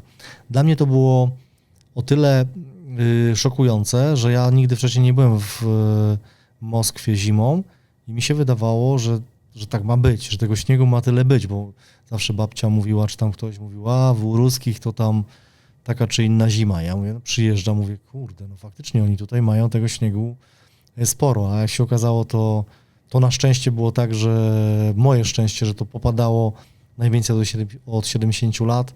Oczywiście tam się sprawdził ten system norweski, ja to nazywam u siebie, bo ja się śmieję, że ja już zaczynam rozróżniać zimę jak Eskimosi. Okay. Eskimos mówi się o tym, że rozróżnia 7 rodzajów śniegu. Patrzy na ten śnieg i widzi 7 różnych rodzajów. Więc ten syndrom taki norweski, czyli mało mrozu, dużo śniegu. Inna technika jazdy, inne potrzeby zupełnie. Kolce można sobie odpuścić w ogóle, bo one tam nie mają znaczenia, a znaczeniem mają łańcuchy.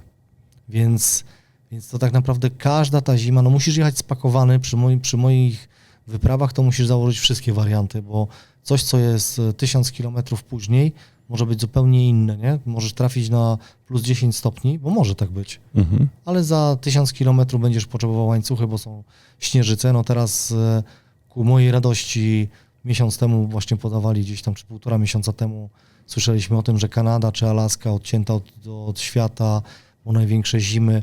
No przygotujesz motocykl z kolcami, nic tam nie zrobisz. Musisz zabrać łańcuch na tył, żeby to gdzieś pracowało, więc tak jak się pakujemy latem, to co już mówiłem, to na zimę jest podobnie, tylko te gabaryty wszystkie są inne. Inne rzeczy się zabiera, nie? Jasne. Tutaj pewnie, znaczy chciałem akurat przy tym wyprawie do Moskwy wspomnieć o tym Włochu i tych nartach, ale to też już w jakiś tam sposób wypełniliśmy. Ale generalnie dojeżdżasz tak naprawdę do Moskwy, kupa tych przygód po drodze. No i właśnie, ja nawet o tym nie wiedziałem, że tam był skok szybki do Jakucka w ogóle, tak, żeby zobaczyć. Właśnie. I teraz moje pytanie brzmi, czy tam pojechałeś specjalnie, bo już planowałeś, że tam pojedziesz? Czy to było raczej takie... Nie. Wyjazd do Moskwy w ogóle był zaplanowany od początku, inaczej, nawet nie do Moskwy.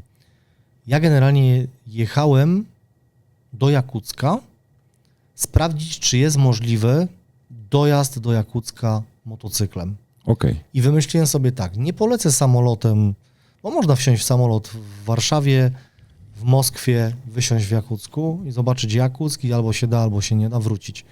Więc sobie mówię, nie będę marnował zimy, dojadę do Moskwy motocyklem, wsiądę w samolot i polecę do Jakucka. Więc to nie była wyprawa do Jakucka, ani nie była wyprawa do Moskwy, tak to nazwijmy. Okay. To był wyjazd motocyklem częściowo do Jakucka, żeby sprawdzić właśnie przed tą kluczowym wyjazdem, czy to w ogóle jest możliwe, bo my możemy sobie założyć, że polecimy tutaj, ustalimy dzisiaj, że lecimy na Marsa.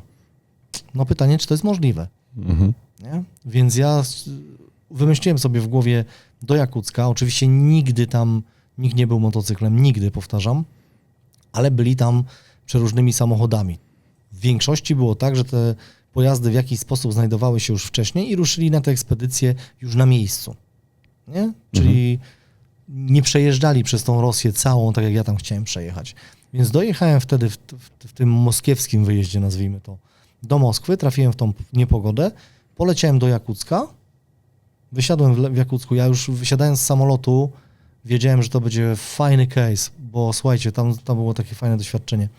Jak się wyląduje w ciepłych krajach na wakacje, otwiera się samolot, ja przynajmniej tak mam, jest uderzenie ciepłego powietrza i mówię, to już jest po wakacjach.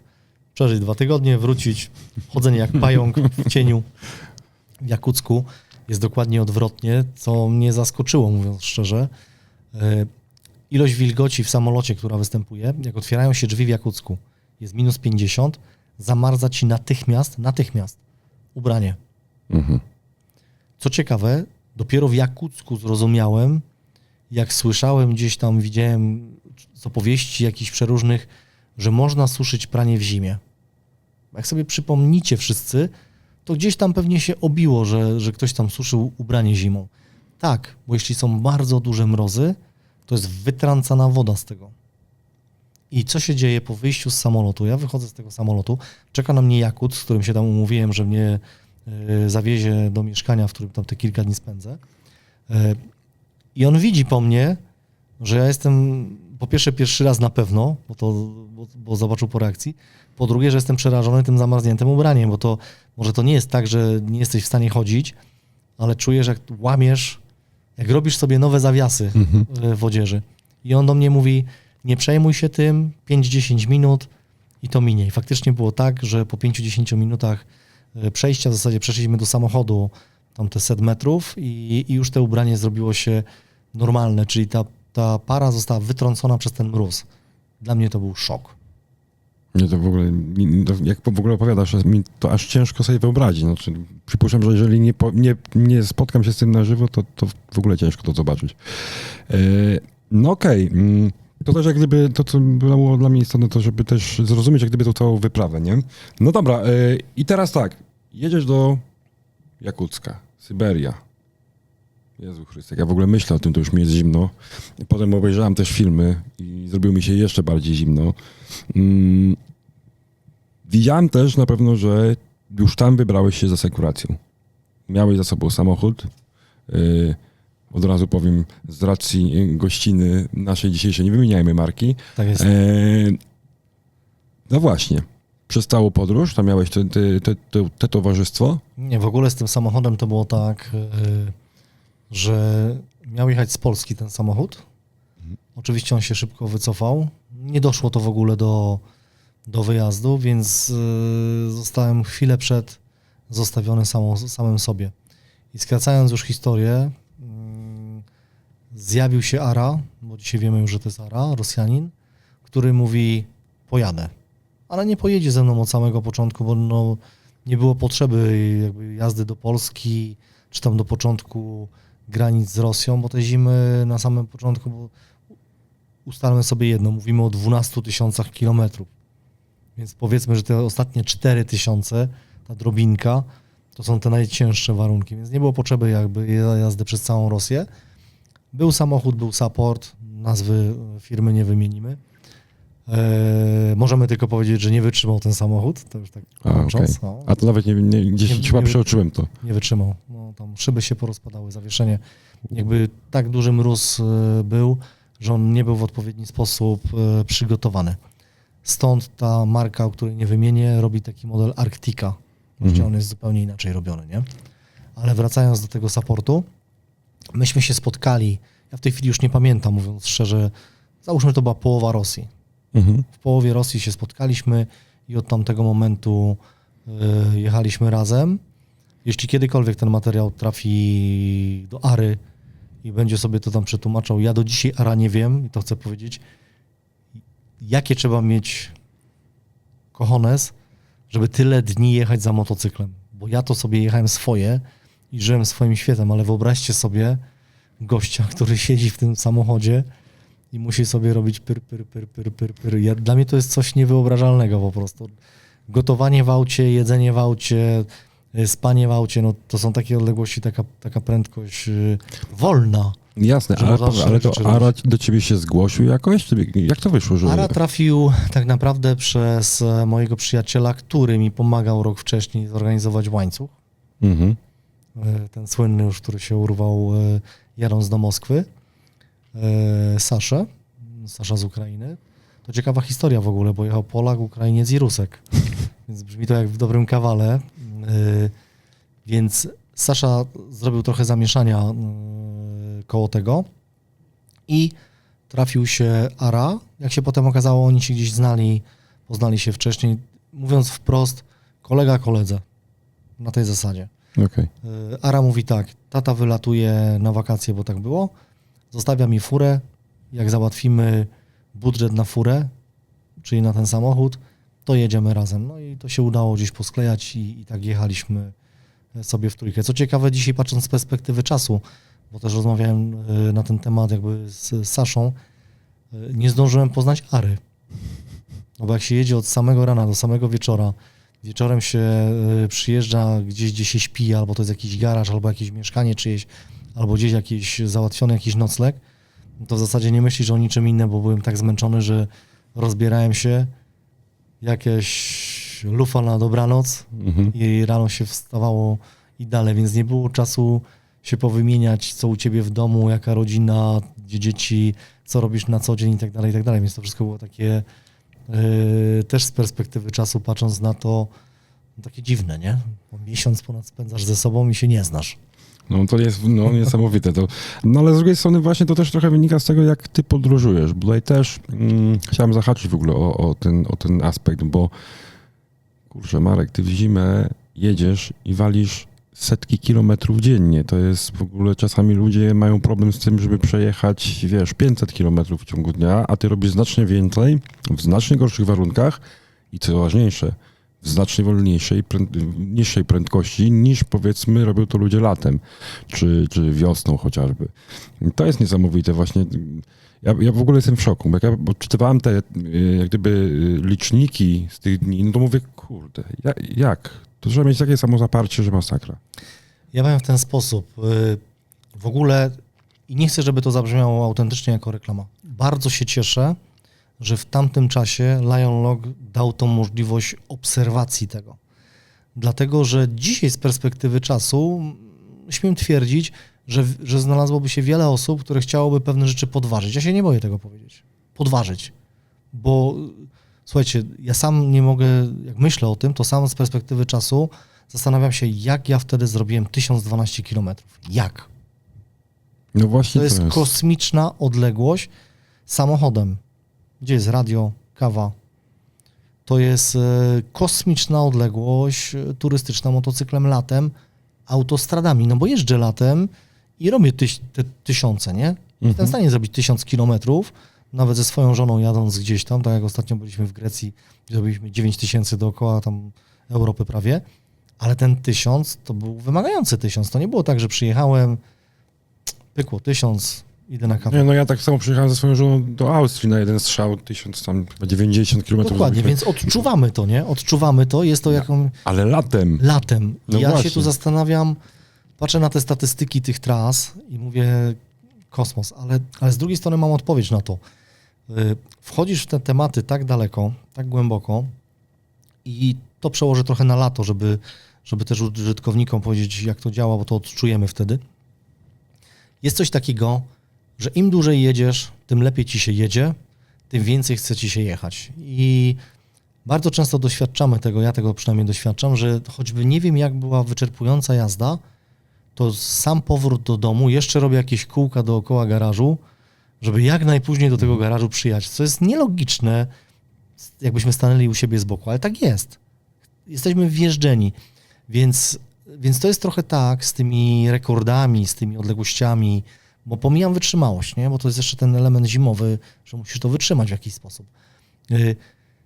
Im bardziej jedziesz, tym bardziej się nakręcasz, tym ta adrenalina jest większa i wtedy na przykład, bo to pamiętam, ten 1012, który tam pobijałem ten rekord, miałem ten biometr na maksa, ja to tak nazywam. To był dzień, w którym mówiłem, ok, jedziemy. Słuchajcie, Goście w samochodzie wymiękli. Ja jestem I w to stanie potwierdzą. I ja myślę, Sasza, że słuchając tego podcastu napiszesz ze swojej perspektywy, jak to było, ale oni wymiękli, oni mnie uznali za... No właśnie. Bo to są odległości, które są, no, tylko masz ten dzień i jedziesz. Były dni, gdzie robiłem 300 kilometrów, bo po pierwsze byłem potwornie zmęczony, potworne warunki, droga kręta, jakaś z góry, lasy i tak dalej i się nie da, a za drugim razem robisz 500-600. No to, co mnie zadziwia, jak patrzę sobie na te statystyki wstecznie, to tam same 500-ki, 400, 500, 600, 400, 500, 600. No Ja właśnie. mówię, jak? No Nie? właśnie. Dzisiaj patrzę z upływem czasu na to, adrenalina niesamowita to jest, tak myślę, naładowanie i pójście, że tak powiem, na całość. Wszystkie moje wyjazdy zawsze są na całość. Ja jakby nie nastawiam budzika, że muszę wstać rano i trzeba jechać, tylko zawsze się budzę. Ja to nazywam budzeniem się. Śpię tak długo się tam kręcę na tym łóżku, aż stwierdzam, dobra, jestem w miarę wypoczęty, siadam. A kiedy skończę, tego nie wiem nigdy. To nie, nawet letnie wyjazdy i tutaj pozdrowienia dla mojej żony, bo ona ma naprawdę, jak to się mówi u motocyklistów, stalową dupę. Jeździmy, oboje lubimy jeździć tak na maksa. Nie jest problemem przyjechać na przykład o 1:00 w nocy gdzieś. Czerpiemy jakby przyjemność z jazdy, nie? Z tego poruszania się całego. I to się też przekłada na tą zimę. No, wtedy ten dystans z tego Kutasi do Irkucka, te 1012 km, to słuchajcie, to kluby motocyklowe rosyjskie odnotowały, bo tam jest tak, że jak się tą odległość przejedzie latem, to się jest gościem, a gościu to pyknął w zimę, nie? Ja wtedy nie wiedziałem, że to jest jakiś tam odcinek taki celebrowany, jak nie wiem, u nas Pętla Bieszczacka, czy coś w tym stylu, nie? Więc myślę, że tym elementem takim pchającym, oprócz oczywiście wytrzymałości, bo psychika, nie? Często się ludzie nie zastanawiają. Mi się na przykład bardzo dobrze rozmawia z ludźmi, którzy nie są motocyklistami, bo dla nich oni zadają zupełnie inne pytanie. Jak ty wytrzymujesz to psychicznie? Bo motocyklista zawsze się zapyta, jaki olej w lagach? A to też zapytam. Nie? To jest standardowe pytanie. Więc to jest taki zlepek wszystkiego, plus ta właśnie adrenalina, plus te emocje, plus chęć zdobywania. Ja często nazywam te swoje wyjazdy takim sportem, za co jestem karany, ale to jest rodzaj sportu.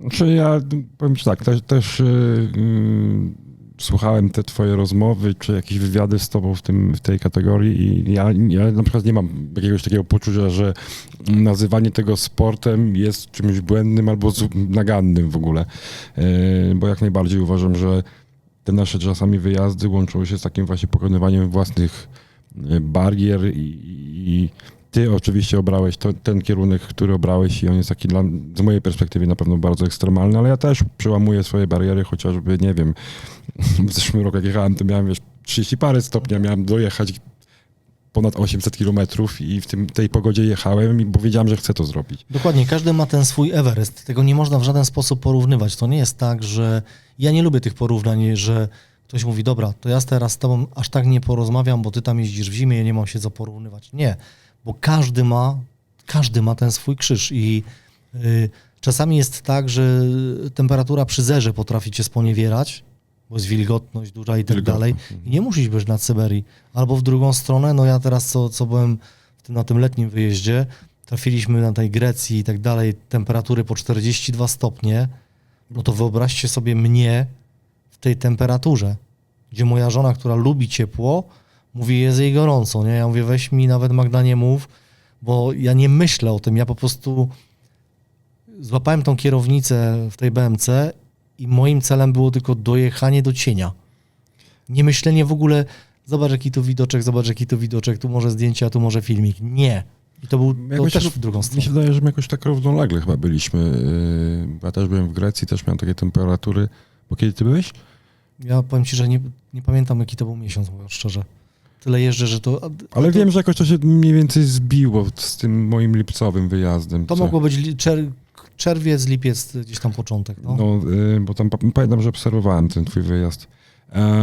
Ja to jeszcze z tym wyjazdem było tak, że jak rzuciłem mapkę taką narysowałem palcem na mapie takie gryzgałki, aż po Turcję, potem Grecja, potem coś tam i wrzuciłem to u siebie na prywatnym profilu, to kumple mi napisali, że no fajnie, żeś sobie to wymyślił, ale to jest nie do przejechania.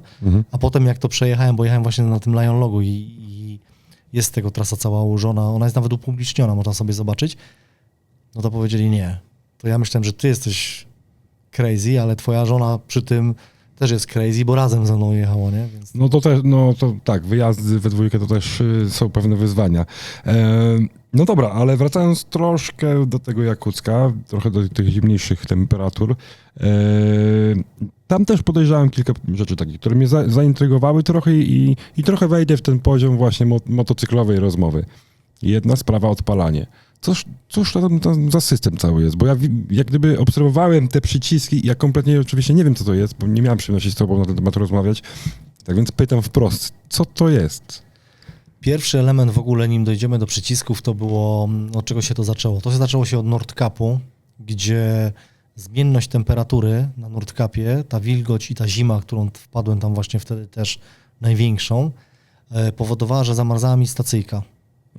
Ja na przykład śpiąc na noclegu, rano jak wstawałem, nie byłem w stanie kluczyka wsadzić do stacyjki, więc za każdym razem podgrzewałem zapalniczką i tak dalej, i tak dalej.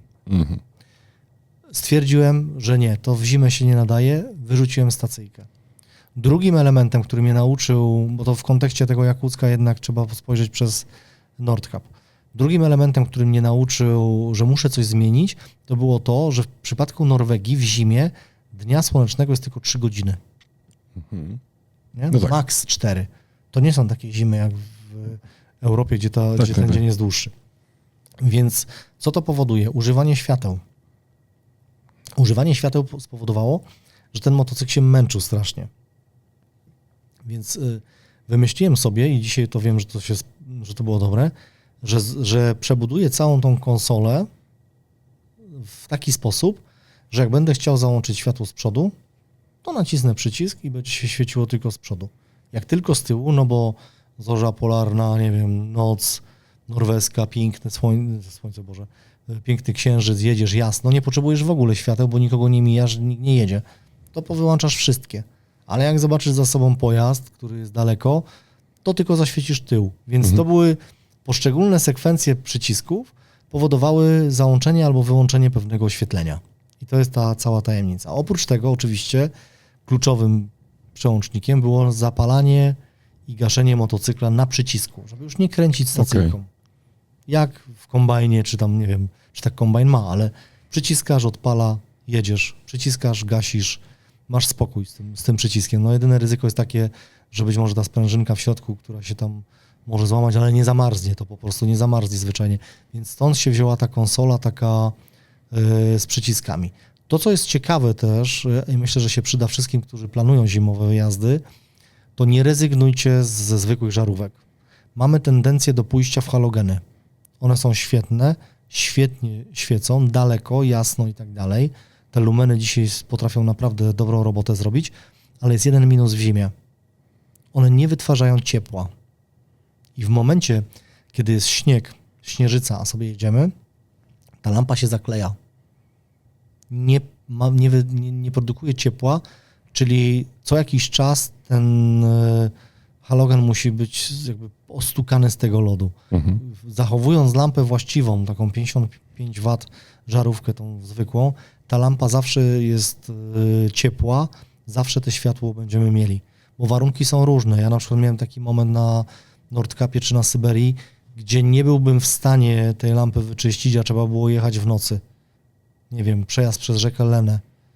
Bardzo daleko, 25 km, długa, szeroka i tak dalej.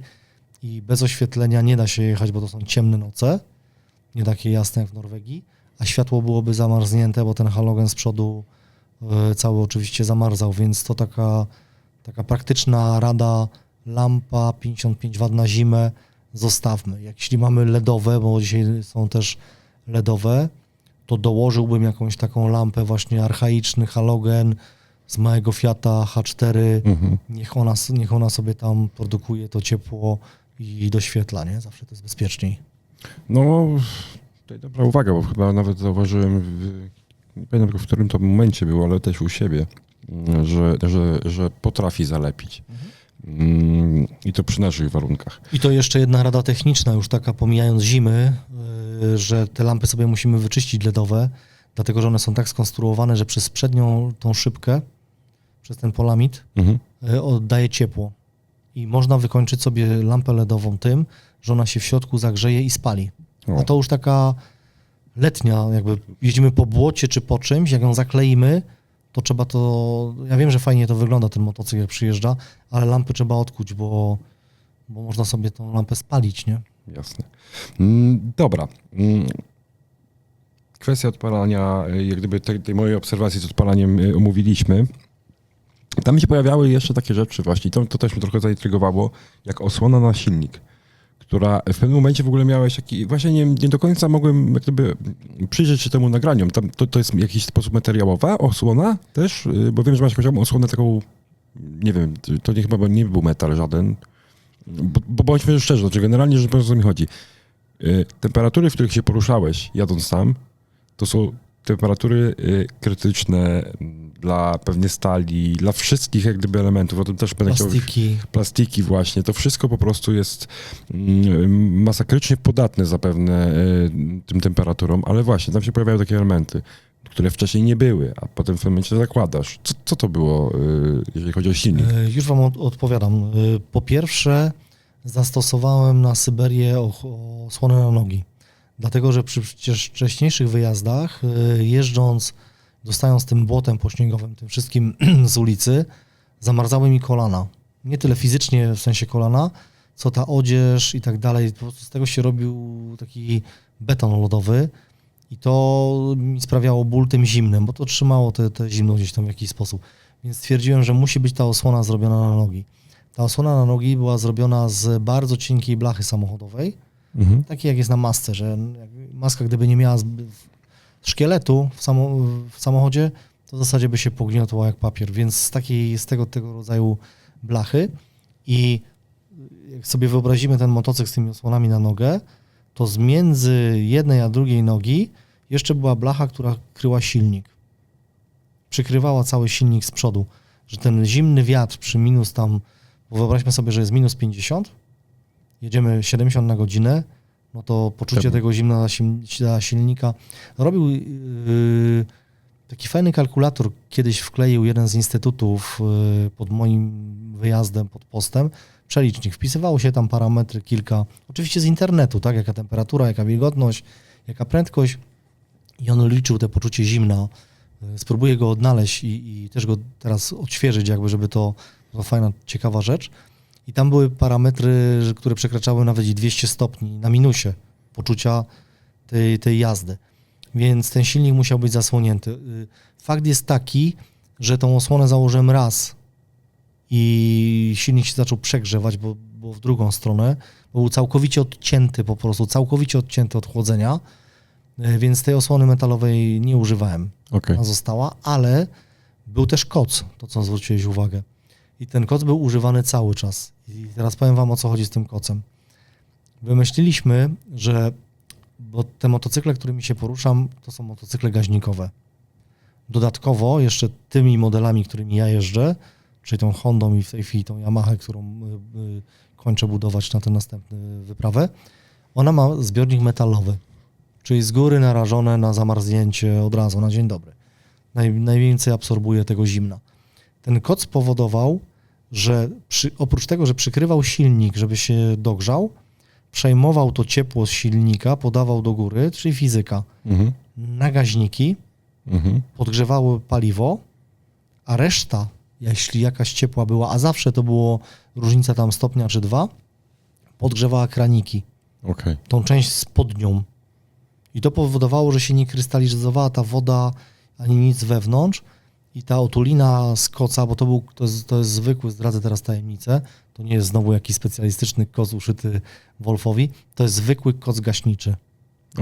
Dlatego, że on wytrzymuje te wysokie to tam ponad 1000 stopni, a silnik tyle nie wydaje. Więc on się robi lekko brązowy od wewnątrz, ale on się kompletnie nie przepala. Więc ta otulina tego silnika spowodowała to, że ten silnik Po pierwsze był dogrzany, po drugie oddawał to ciepło. Sama praca motocykla w zimie to wygląda tak, zresztą w ogóle w Jakucku to tak wygląda, że od którejś temperatury się go już nie gasi. Bo do jakiegoś momentu stosuje się grzałki, tak jak system skandynawski. Skandynawowie też mają grzałki elektryczne, to nie są elektryki, co tam widać u nich, tylko duże, porządne samochody, takie jak na przykład Volvo, bo patrząc na przykład dzisiaj przez pryzmat Volvo, gdzie jesteśmy tutaj gośćmi, to można właśnie zauważyć, że te wszystkie skandynawskie wersje, to tam na przykład przednia szyba ogrzewana to jest coś standardowego, czy No tak. Webasto. Mhm. Dodatkowo mają grzałki. Oczywiście na Europę to jest niestosowane w takiej skali, jest to jako opcja, ale normalny Szwed, kupując Volvo, to ma pewnie opcję grzałki w środku. Wyższym levelem to są te autostarty, które powodują, że tak jak w Jakucku, samochody pracują non-stop, niegaszone przez pół roku i ten sam efekt występował z motocyklem. Po przekroczeniu pewnych temperatur, a jeśli to nie był garaż ogrzewany albo jakaś szopa, w której było w miarę ciepło, to motocykl musiał chodzić non-stop i wtedy następowały tam zmiany odpalania, niegaszenia i tak dalej. Okej, tak już mówimy o silniku, o tym, że go nie był gaszony. No właśnie, to przejdźmy do tego oleju trochę. No bo to jest jak gdyby coś, o czym pewnie wszyscy motocykliści oczywiście pewnie myślą. No bo kurczę, no jakie tam oleje stosować w takie temperatury? No minus, tam chyba w ogóle, bo o tym nie powiedzieliśmy w sumie, najwyższa, zarazem najniższa temperatura, w jakiej jechałeś, to było... Minus 56 to było. Dokładnie, minus 56. No to nasze oleje, które mamy zalane w silnikach, mam takie poczucie, że nie do końca są przystosowane do takich temperatur. Szczególnie, że silnik, z tego co coś zaobserwowałem u ciebie, nagrzewał się w pewnym momencie do 50 stopni. Tak, No, tylko do 50. no dokładnie, tylko do 50 stopni. No właśnie, to co tam miałeś zalane? Mimo silniku to jeszcze o tym słynnym zawieszeniu, jaki olej w lagach. A, Nie okej. ma to znaczenia, jaki olej, dlatego że jak i przednie, tak i tylne zawieszenie w zasadzie staje się betonowe. To jest drezyna. To, na co trzeba uważać i to jest kluczowe, to żeby się to nie złamało. Mhm. I przy tych dużych temperaturach, to co zresztą sam zwróciłeś uwagę, te metale, to wszystko zmienia właściwości, to jest ultra niebezpieczne. Mamy przykłady z polskich zim, gdzie w tych jelczach starach przysłowiowych łamały się zawieszenia z mrozu, więc pomnóżmy sobie to tam razy 1,5, może nie 2, ale 1,5, minus 40, minus 50, bardzo niebezpieczna sytuacja, jeśli chodzi o tą żywotność tego materiału. Stąd taka konstrukcja motocykla w przypadku Syberii, dlatego że Honda, ta, którą ja się poruszałem, czyli Elza, ona ma wlewany olej od góry, od główki, Mhm. co powoduje, że ten olej nagrzewa już samą ramę. Mhm. O, To nie jest ultra gorąco, ale nie jest minus 60, no tak. co powoduje, że ten materiał wytrzymuje. Mimo tego, że to było tak skonstruowane myślowo, bo to ja nie wymyśliłem wlewania tam oleju, że to się będzie nagrzewało i ta rama się nie złamie na pół, mimo tego po takim gruntownym przeglądzie jej okazało się, że jest ponad 2-centymetrowe pęknięcie ramy. Myślę, że jeszcze parę tysięcy kilometrów tam wtedy i ten motocykl złamałby się na pół. Mimo tego, Mhm. wracając do oleju, olej stosowałem specjalny, mówię tutaj o tym z tego względu, że nie dla motocykla, tylko do samochodu. 0,30. Z racji tego, że jest mokre sprzęgło w tym motocyklu, to one by nie pociągnęło, więc tutaj zaprzyjaźniony kolega z firmy, który pracuje olejowej, żeby nie robić reklamy, zorganizowali mi olej, a ja ze Stanów ściągnąłem specjalny taki, nazwę to ceramizer, to nie jest ceramizer, fachowcy będą wiedzieć, także od razu przepraszam za brak jakby nazewnictwa w tej kwestii, bo to tylko raz stosowałem.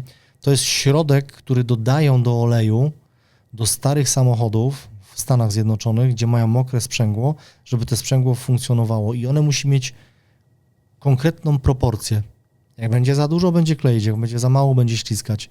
I tutaj mój kolega, który pracuje właśnie w olejach, on tą proporcję dobrze obliczył i finał był taki, że jedynego, czego pilnowaliśmy na tej wyprawie, to paliwo i moich baniek z olejem, bo one już były gotowe, Aha, okej. bo były cykle wymiany tego oleju po drodze, bo tyle kilometrów, więc trzeba było ten olej tam zmieniać. Więc to były takie najbardziej ważne rzeczy, bo ten olej zabierałem już ze sobą, ten 0,30, wymieszany z tym środkiem, żeby to sprzęgło funkcjonowało, więc tak to wyglądało, jeśli chodzi o olej. Bo myślę, że taki normalny jakiś standard 10W40 to on zostaje zabetonowany i on nie ma prawa w ogóle funkcjonować. A z kolei płyny jakieś tam hamulcowe, te rzeczy? Nie ma to znaczenia, mówię to Nie ma? serio, nie ma to znaczenia. Okej. Dlatego moje motocykle, już teraz drugi, moje motocykle mają z tyłu bęben. Okej. No tak, No. no to okej. Wyeliminowany No jest tak, ten nie ma czas. znaczenia, no bo przecież tak, nie hamujesz przodem. Przodem nie hamujesz, zamarznięty i tak. Tak, no. Chociaż tam się zdarza tym przodem tak dohamować lekko, bo tutaj jest jazda tym motocyklem jest niebezpieczna z górki. Dlatego, że z górki motocykl nam się ślizga, każdy, więc z automatu dajesz narty na bok. Jak dajesz narty na bok, zwiększa się siła tarcia, motocykl się rozpędza. Rozpędzę, no. To jest kosmos. Nauczenie się tym zjeżdżania w zimie z górki, no to tamten przedni hamulec wtedy działa. Ale generalnie z założenia hamulec z tyłu. Też ciekawostka, bo nie wszyscy to muszą wiedzieć.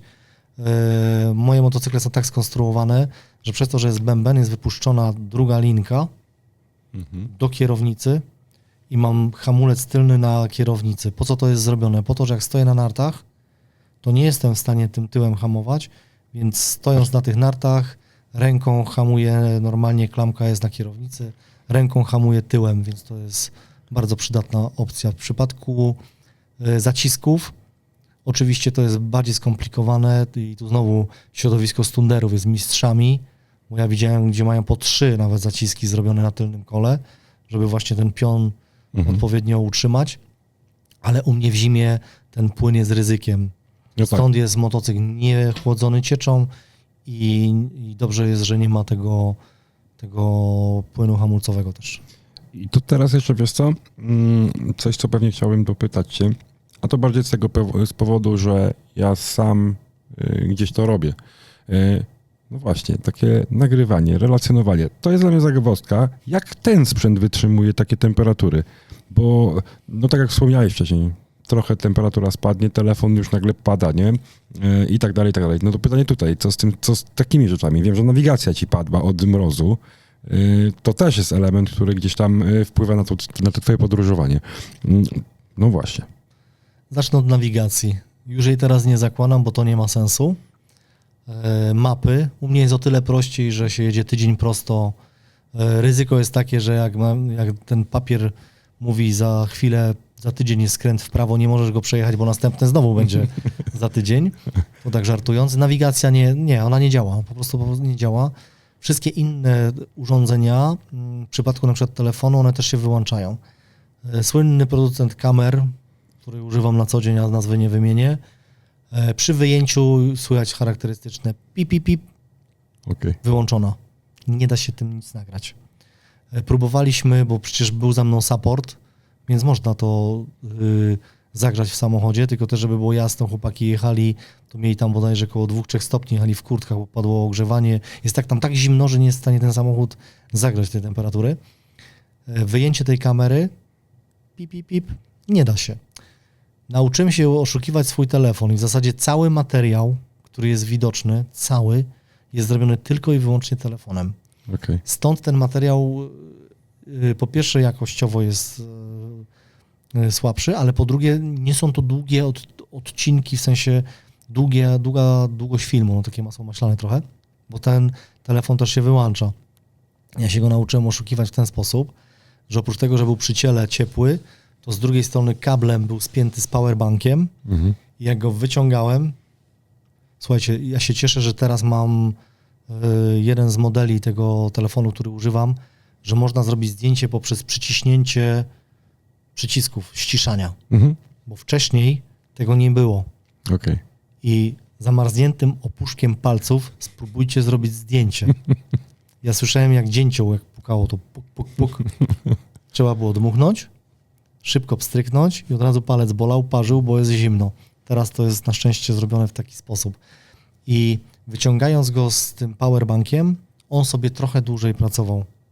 Bo on, żebyście wiedzieli, on dokładnie działa tak samo jak latem. Jak zostawimy na ręczniku telefon, tam 30 sekund on się wyłącza system bezpieczeństwa, żeby się nie przegrzał, to w zimę ma dokładnie ten sam case. Okej. Bo nie chodzi o spadki baterii. Systemy, które one dzisiaj mają, te procesory są tak zaprogramowane, że on to traktuje jako niebezpieczeństwo i on się wyłączy, bo jak go schowasz na chwilę, wyciągniesz i on się uruchomi, to on dalej ma te 98 baterii, które miał, te procent, tylko jego system ten blokujący, bo ja się zastanawiałem, o co z tym chodzi. Zacząłem pytać, dopytywać, no i się okazało tak, że to działa właśnie dokładnie tak, że ma się to nie uszkodzić, czyli on się hibernuje. Jak się Okej. hibernuje, to nie działa. No tak, no ja miałem tą okazję, znaczy pewnie większość z nas miała bardziej okazję zobaczyć, jak to jest, jak się przegrzeje. Ale okej, dobrze wiedzieć, bo nawet nie wiedziałem, że tak jest w drugą stronę. No dobra, teraz tak na sam, myślę, że już zbliżając się trochę do końca. To jest coś, co pomijałem przez cały czas, co prawda ty tam mniej więcej wrzucałeś co jakiś czas, ale właśnie te motocykle. Sławna już w moim odczuciu Elza, a myślę, że nie tylko moim. No co, generalnie pogadajmy trochę o tym sprzęcie, no, bo to jest w ogóle bardzo bym powiedział rzadki przede wszystkim motocykl. Mieliśmy przyjemność na CRF-ie ostatnio rozmawiać, gdzie poszukiwałem do tego motocykla zbiornika i powiem szczerze, bo nie wiem, czy wtedy ci mówiłem, że mnie finalnie goś oszukał. Tak.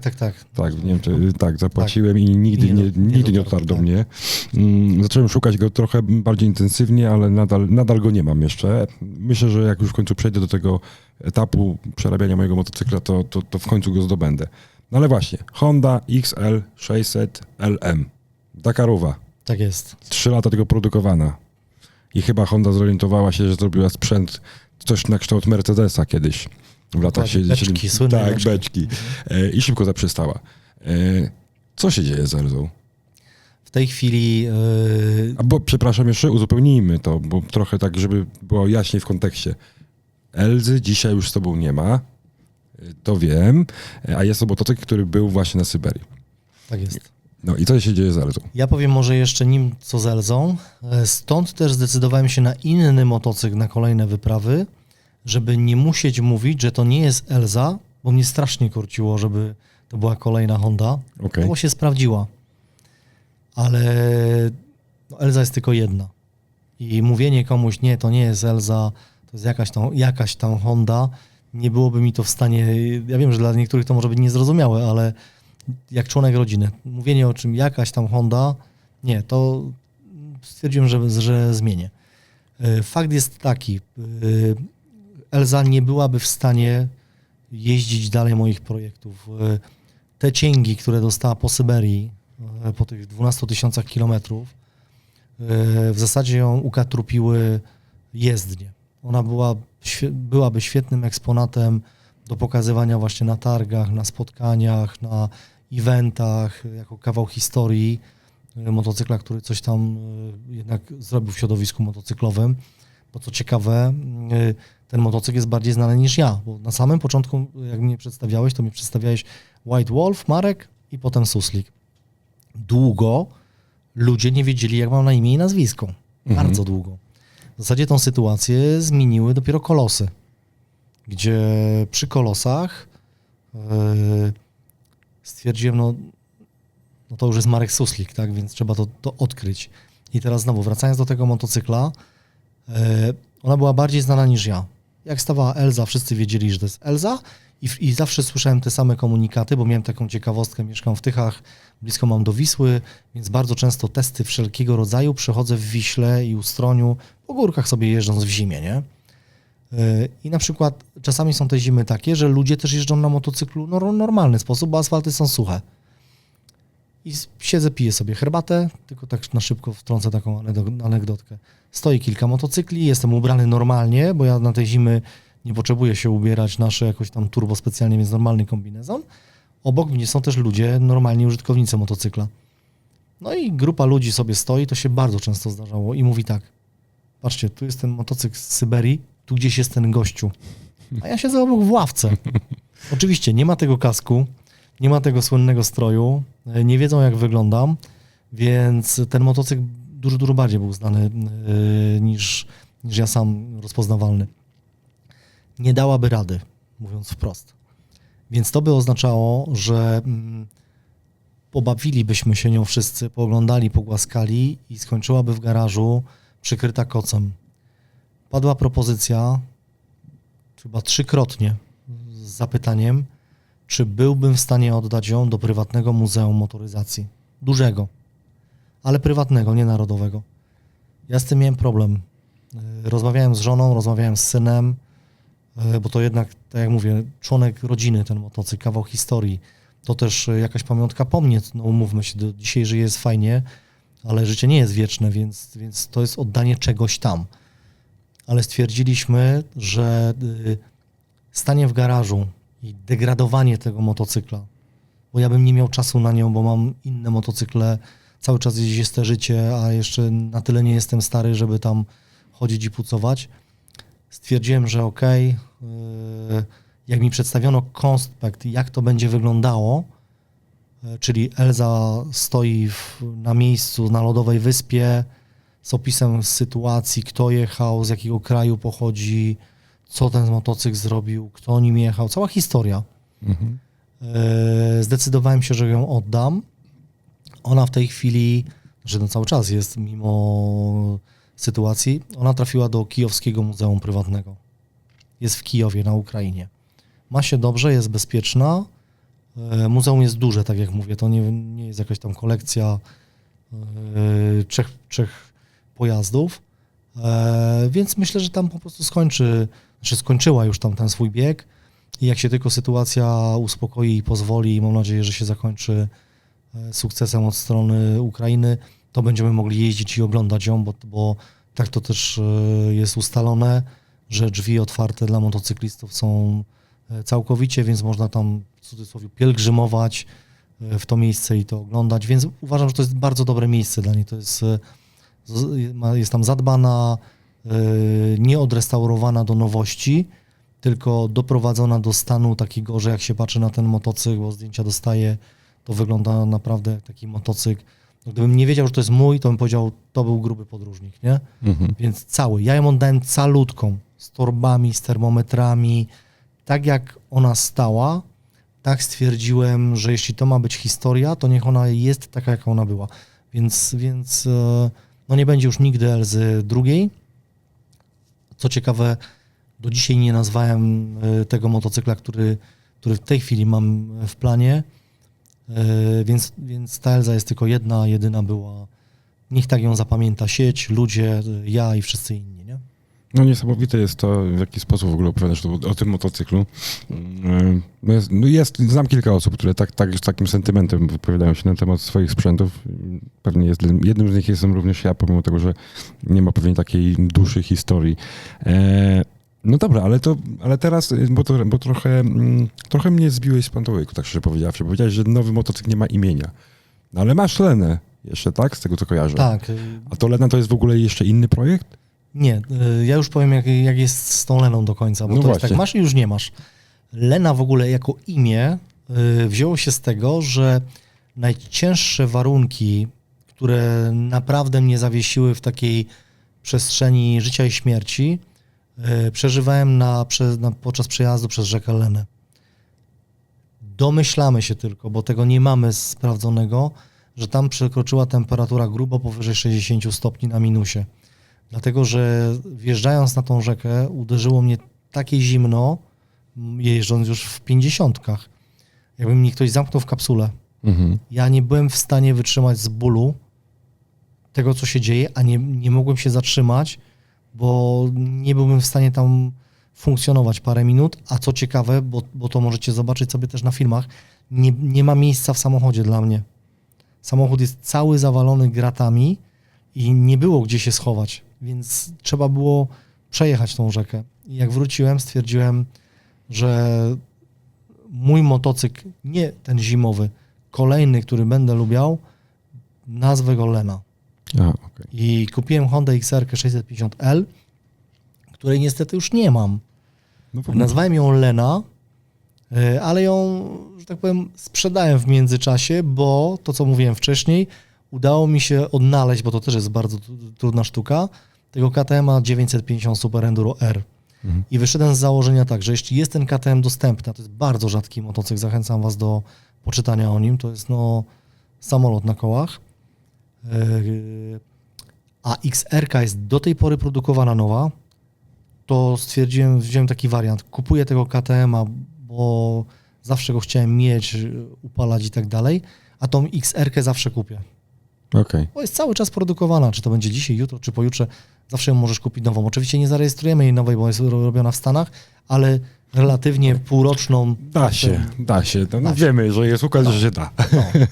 Więc taka była analogia. Więc o tej Lenie nawet bym nie mówił, bo to był tylko epizod chwilowy. Okej. Wyłapała sieć fajnie, Tak, wyłapała. ale to nie był motocykl w ogóle tworzony na zimę. No tak, no bo finalnie pojawiła się Yamaha. Yamaha. I Tak. Yamaha dzisiaj, mogę już powiedzieć od kilku dni, ma na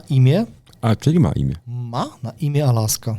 Okej. No właśnie, tak bardzo sprytnie przechodzimy do tego, co się wydarzy już w styczniu 2024. Czyli Marek, wyjeżdżasz na Alaskę. Chcę przejechać Alaskę, a wyjeżdżam do początku Kanady. Okej. Bo to jest takie, żeby też wspominać trochę o tej Kanadzie, bo słuchajcie, wygląda to w ten sposób, że startując z Montrealu, z jednego końca Kanady, chcę przejechać całą odległość, całą długość Kanady na wysokości Vancouver, wbić się w Stany Zjednoczone, na kołach oczywiście, i jechać do samej góry, jedyną drogą w tej chwili na Alasce, przejechać całą Alaskę. To spowoduje, że przejadę cały ten glob kanadyjsko-amerykański, do Alaski włącznie, a to spowoduje umownie, że tą część alaskańsko-kanadyjską i dołączając tą część syberyjsko-europejską, spowoduje, że przejadę kulę ziemską dookoła w zimie. O, no to pięknie to brzmi. Ciekawostka. I kiedy w ogóle planujesz ten wyjazd? Wyjazd jest styczeń. Zresztą to już jest pewną tradycją, że ja już to wiele razy mówiłem, wyjeżdżam po świętach, żeby to były święta wspólnie z rodziną spędzone, bo tam się wiele rzeczy może wydarzać na tych moich wyprawach, więc żeby to były, oby nie, ale jeśli już to po świętach. Nie planuję tego czasowo, to jest 9,5 tysiąca kilometrów, pewnie wyjdzie koło Dychy, bo tu się gdzieś coś zgubi, tam się gdzieś coś zgubi, więc 9,5 tysiąca kilometrów. Chciałbym to zamknąć w miesiącu standardowo. Po cichu powiem, że myślę, że to zrobię szybciej. Okej. Dlatego, że ja już raz zlekceważyłem pogodę wtedy w Moskwie i się to zemściło, ale tutaj jednak trochę ta cywilizacja jest inna i takie od McDonalda do McDonalda. No można tak. Ale powiedz mi jedną rzecz, czy tutaj jakieś specjalne rzeczy, że tak powiem, przygotowujesz po już swoich doświadczeniach, tam tych nordkapowo, moskiewsko-syberyjskich? Coś się pojawia nowego u ciebie tam, przy tym motocyklu? Niestety nie zaskoczę nikogo, nic się nie pojawia nowego. Jedyny element stały, który uważam, że będzie, to będą łańcuchy, dlatego że te zimy tam są bardzo śnieżne. Kanada w ogóle to jest, w zimie to jest śnieg w Kanadzie, stąd ten hokej mają taki dobry. No Alaska to wiadomo, taka trochę Syberia, więc tam te ostatnie tam 1500 km, 2000 to będzie takiej zabawy, jak ja to nazywam, ekstremalnej. Niestety odtworzenie motocykla do potrzeb zimowych to jest coś kosmicznego. Przez te lata, jak modyfikowałem Elzę, nie zdawałem sobie sprawy, ile czasu to pochłonęło, bo tu się coś zrobiło, tam się coś zrobiło, tu się coś dogięło, tu się coś przyspawało. Dzisiaj tworzymy ten motocykl od zera. Zaczęło się od nart. W tej chwili jest dalszy element. W ostatnim elemencie prac pomaga mi tutaj kolega Sebastian, taki, gdzie mamy bazę u niego na firmie, gdzie ten motocykl stoi. I ilość tych takich duperelek, nazwijmy to, które trzeba wykonać, jest przeogromna. Na szczęście motocykl poleci samolotem do Kanady, więc te kilka miesięcy mam czasu na to jeszcze, żeby go dokończyć. Nie muszę się z tym tak śpieszyć, gdyby miał polecieć, Boże, nie polecieć, tylko popłynąć statkiem, bo to wtedy zabiera ten czas. Ale odtworzenie tego motocykla jest duże. Stąd też ciekawostka, nie wydaje mi się, że tak jak w przypadku Elzy, chciałbym go już komuś oddać. Nie wiem, może się kiedyś zdecyduję, ale to jest, no chciałbym, żeby został ten motocykl już, że tak powiem, w domu, w rodzinie, w Polsce, żeby móc go ewentualnie później gdzieś tam też eksponować, pokazywać. No, jest co robić przy nim. Jasne. Wiesz co, ty tak delikatnie zahaczyłeś też o to, że powiedziałeś o rodzinie. Ja trochę cię o to podpytam, bo to też są takie pytania, które też do mnie trafiają. Nawet dzisiaj sąsiadka mnie o to zapytała. Właśnie, jak to jest z tą rodziną, nie? No, podczas takich naszych wyjazdów, no trochę nie bywamy w domu. Ty co prawda trochę więcej podróżujesz, albo w ogóle podróżujesz w okresie letnim z żoną. I ja tego już nie mam. Znaczy, może nie łyknęła moja żona aż tak bardzo, aczkolwiek sam wyjeżdżam. No i nas nie ma. I jak twoja rodzina sobie z tym radzi? No bo jednak trochę ciebie nie ma, a jeszcze dodatkowo dochodzi ten element takiego ekstremum, tak? Które przeżywasz. Sam wspomniałeś o tym, że wyjeżdżasz po świętach, bo ma to dla ciebie znaczenie i to wiem też, że ma to olbrzymie dla ciebie znaczenie, bo przyjrzałem i przesłuchałem trochę tych rozmów z tobą i bardzo często to powtarzasz. No ale jak jest żyć, kurczę, z Markiem Suslikiem, no? No powiem tak, że ta rodzina ma bardzo duże znaczenie, na co słusznie zwróciłeś uwagę. Przy moim wyjeździe one się charakteryzują bardzo dużym ryzykiem. Ja to zawsze mówię tak, wyobraźcie sobie, ile widzimy kolizji na co dzień w zimie. Kolizji, ja nie mówię wypadków. W przypadku motocykla taka kolizja oznacza unieruchomienie go, a może spowodować wypadek wręcz śmiertelny w moim przypadku. Więc stąd ja to znowu powtórzę, jak to często mówię, wyjeżdżam po świętach, to co mówiłem, żeby to nie okazały się ostatnie święta, nigdy tego nie chcemy. Moja żona to akceptuje. Ona tego nie rozumie, jak można się pchać w takie warunki, ale akceptuje to na tyle, że dobra, jedź, ale wróć jak najszybciej, wróć cały i jakby zapomnijmy o tym, nie? Na tej zasadzie. To, co jest dla mnie fenomenem z pozycji rodziny, to jest to, że słuchajcie, dla mnie to jest fenomen, bo to już trwa ileś lat.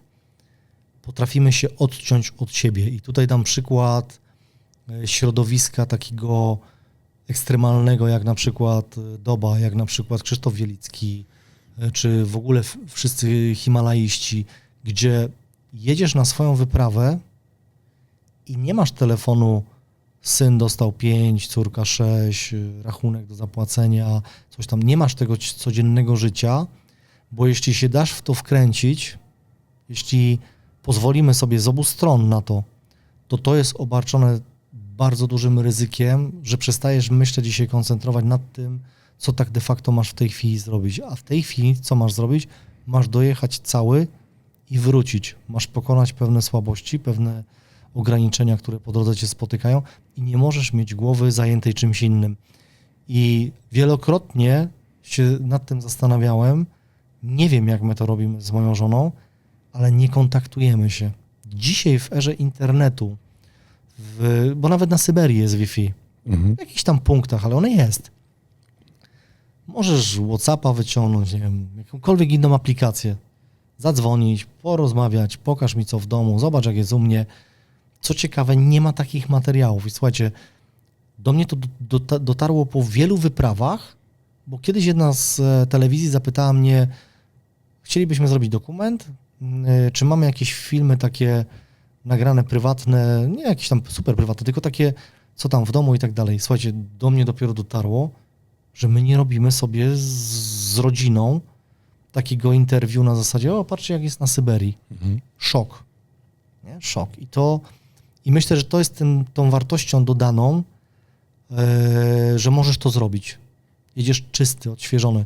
Dodatkowo mam ten komfort w pracy, że kolega, z którym wspólnie zarządzamy firmą, bierze na siebie tą pełną rolę, tak to trzeba powiedzieć, pełną rolę, jedź, wracaj, nie ma problemów. Jak wrócisz, a będą, to będziemy je rozwiązywać. Po drodze nie ma tych problemów. Więc jedziesz taki ultra czysty, dojeżdżasz gdzieś tam i jak wracasz, to wtedy jest gdzieś ta radość. Więc ta rodzina jest najważniejsza, ona zawsze będzie najważniejsza, ale ona też jest niewidoczna. I myślę, że to jest chyba całą sztuką w tych wyprawach ekstremalnych. Ja to uważam, że to jest ekstremalne. To, co robię, może zabrzmi nieskromnie, ale to jest ekstremalne, bo auto skasować się z naprzeciwka, który wpada w poślizg, może w ułamku sekundy. Jeszcze nim zamarzysz o Syberii, możesz skończyć, jak ja to mówię, w Katowicach. Mhm. I ten element właśnie nie myślenia o codzienności, to jest ważne. Oczywiście musisz się nauczyć też to wyłączyć u siebie, No dokładnie, to chciałem powiedzieć. bo rodzina może do ciebie nie dzwonić, syn może ci nie zawracać głowy, córka, która się martwi, też może ci nie zawracać głowy, ale ty też musisz mieć predyspozycję, że potrafisz ten przełącznik zrobić i dzień startu jest dniem do powrotu mnie w zasadzie nie ma. I myślę, że to cechuje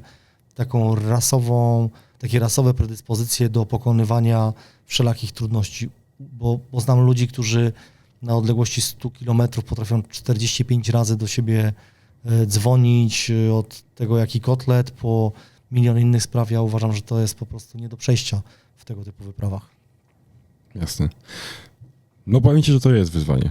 Takie całkowite się odcinanie, ale rzeczywiście, jeżeli myślimy o takich wyjazdach, tego typu rzeczach, które ty robisz, to no to tak, tutaj koncentracja na tym celu do zrealizowania jest chyba na pierwszym miejscu i powinna być na pierwszym miejscu. Marek, ja mógłbym z tobą gadać pewnie jeszcze długo i mam nadzieję, że jeszcze będę miał taką okazję, bo myślę, że właśnie bardziej konkretnie o innych rzeczach bym sobie też porozmawiał, ale już ten odcinek wyjdzie 2-godzinny, tak więc tyle rozmawiamy. Na koniec, jak gdyby z mojej strony seria krótkich 5 pytań, które pewnie już może niektórzy znają, znaczy na pewno ci, co oglądają, to znają. Może ty też coś tam słyszałeś, ale tak szybciutko. Szybko, konkretnie odpowiadamy i nie chcemy jakby się rozwodzić w tym temacie. No tak bym to powiedział. Na dzisiaj, Marek, który jak gdyby kraj dla ciebie to jest kraj, z którego motocykle najbardziej się kręcą? Włochy, Japonia, Austria, o której wspominałeś, czy może coś innego jeszcze? Więc tak zdecydowanym krajem, który dostarcza mi emocji, to jest Austria. Austria. No tak myślałem, że będzie to powiązane bardzo mocno. Jeżeli nie te hobby, które, że tak powiem, masz w sobie, motocykle, podróże ekstremalne, to co innego byś robił? Nurkowanie. Nurkowanie, okej. Myślę, że trochę to nie będzie dobre pytanie na teraz, bo już masz plan i zaraz wierzysz, ale gdzie ewentualnie chciałbyś pojechać? Na pewno kolejnym moim planem po Alasce, bo już to jest zaplanowane, to jest Islandia zimą. O, proszę. Powiem szczerze, że nie słyszałem, żeby tam było tak ekstremalnie. Tam są bardzo duże wiatry. A wiatry, okej. Znowu, tak jak ten Eskimos, 7 rodzajów śniegów. Okej. Każda zima jest inna. Okej. Gdybyś miał dzisiaj kupić sobie jakiś nowy motocykl, to byłby to? Austria. Ale nie, mówię konkretny model. Konkretny model, pewnie KTM 890, bo to jest taki bardziej turystyczno offroadowy, Okej. więc w tą stronę. I na koniec, na drodze nie lubię. Chamskiego zachowania kierowców samochodów, a sam jestem uczestnikiem ruchu jako kierowca. No, coś nie potrafimy się dogadać i tolerować się i z racji tego, że ta fajna rozmowa odbywa się z początkiem wiosny, to jeśli to oglądają ludzie prowadzący samochody, to zwróćmy za chwilę na siebie uwagę, bo będzie nas coraz więcej. No, to dokładnie. Znaczy, miejmy nadzieję, że będzie się to zmieniało, bo uwaga, dzisiaj, tak nie wiem, czy słyszałeś w drodze, może w radiu, ale dzisiaj mamy dzień, bo żebym nie przekłamał tego, może nie miłości na drodze, ale takiego tolerancji, szacunku na drodze. Dzisiaj taki no dzień to jest. świetnie się trafiło, że... No, tak właśnie słyszałem w radiu jadąc tutaj, tak więc tak pięknego dnia. To wcale nawet nie chodzi o to, patrzmy w lusterka, bo to jest zbyt wyświechtane, ale no, zwracajmy uwagę ogólnie, motocykliści na samochody i samochody na motocykle. Dla mnie w przypadku zimy to jest coś, co jest numerem 1, no bo tam nikt nie zakłada, że No tak, że się jeżdżę pojawisz. motocykl.